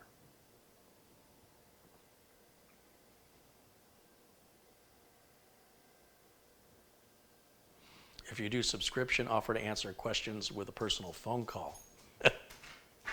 I'm not quite sure you understand how many people. Let's say 1,000 people subscribe. Out of 290,000 subscribers, let's say just 1,000, fewer than 1% of those people subscribe to me. And I'm supposed to be able to take phone calls from 1,000 people and still have time somewhere in the day to make content, to pay back, or to give people what they're paying for? That doesn't. I'm not sure you really understand the scale of this. Again, 5 or 7 years ago, that might have been possible. But 5 or 7 years ago, people weren't interested. You know what I mean? Like, it's only as you get more popular that there gets to be more demand for your time. When I wasn't as popular, people could care less. So it's a weird sort of catch-22 in the whole philosophy behind that.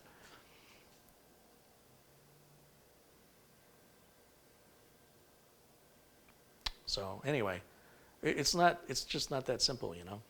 It's not that easy. Car-ey, I need $1 million to keep my bills paid. Can everyone come up with the money in the next 2 weeks?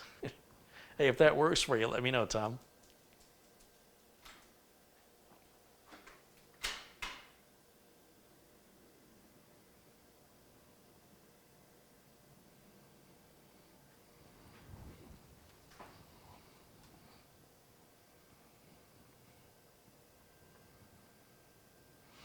Car-ey, do you have any clients that still use Windows 8.1? No regular clients, no. Mm-mm.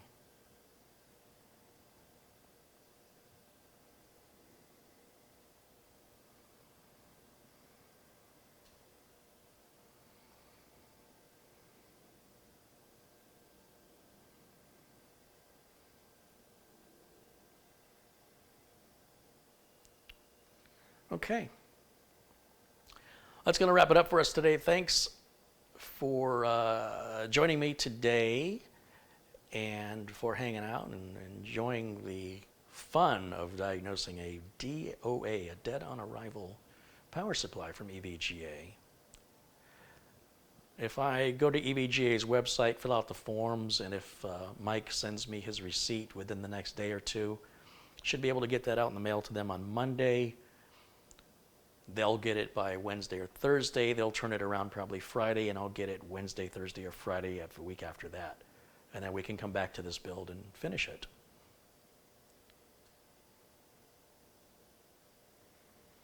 So that's going to be my plan right now. I still have another build to start tomorrow. So I'm going to just try and get through as many of these builds as I can and try and figure out where to put this stuff in the meantime as I'm getting pushed out of my own house. But thanks you guys so much for watching. Thanks for the conversation. Thanks for hanging out. Thanks to all my friends in blue. Thanks to the people that have contributed during today's live stream, and that includes Jeremy Kramer, Jen Ellis, Radox1912, Thomas Robinson, Madi Yoel and James Miller, Hugh Wong and Planet Cryos, Ramix72 and Michael B, Abaris84, Bearpaw, Rick Hubbard, Andrew Brockington, MCRN Orbital, Mike Yazzie, Irving T, James Bovey, Kaka Pepe, CMA 45-4 and S, Michael Dane, Jerome Rogers, Ben Stroud, Director Random, Rob Gurley, James Griffin, Freedom Flights, Glenn Davies, Gary Tatum, Peter Laycock, Darren Gilholm, and of course Brendan Looney. Thanks you guys so much, and thanks to all my friends in blue for keeping it civil, or helping to keep it civil in the chat room from some of the people with nothing else better to do than cause trouble. So I like that we shut those people down really quick. And thanks for being a friend. I will see you all again tomorrow afternoon. And until then, hold on, I gotta, this is the part where I have to find the button to press. There it is.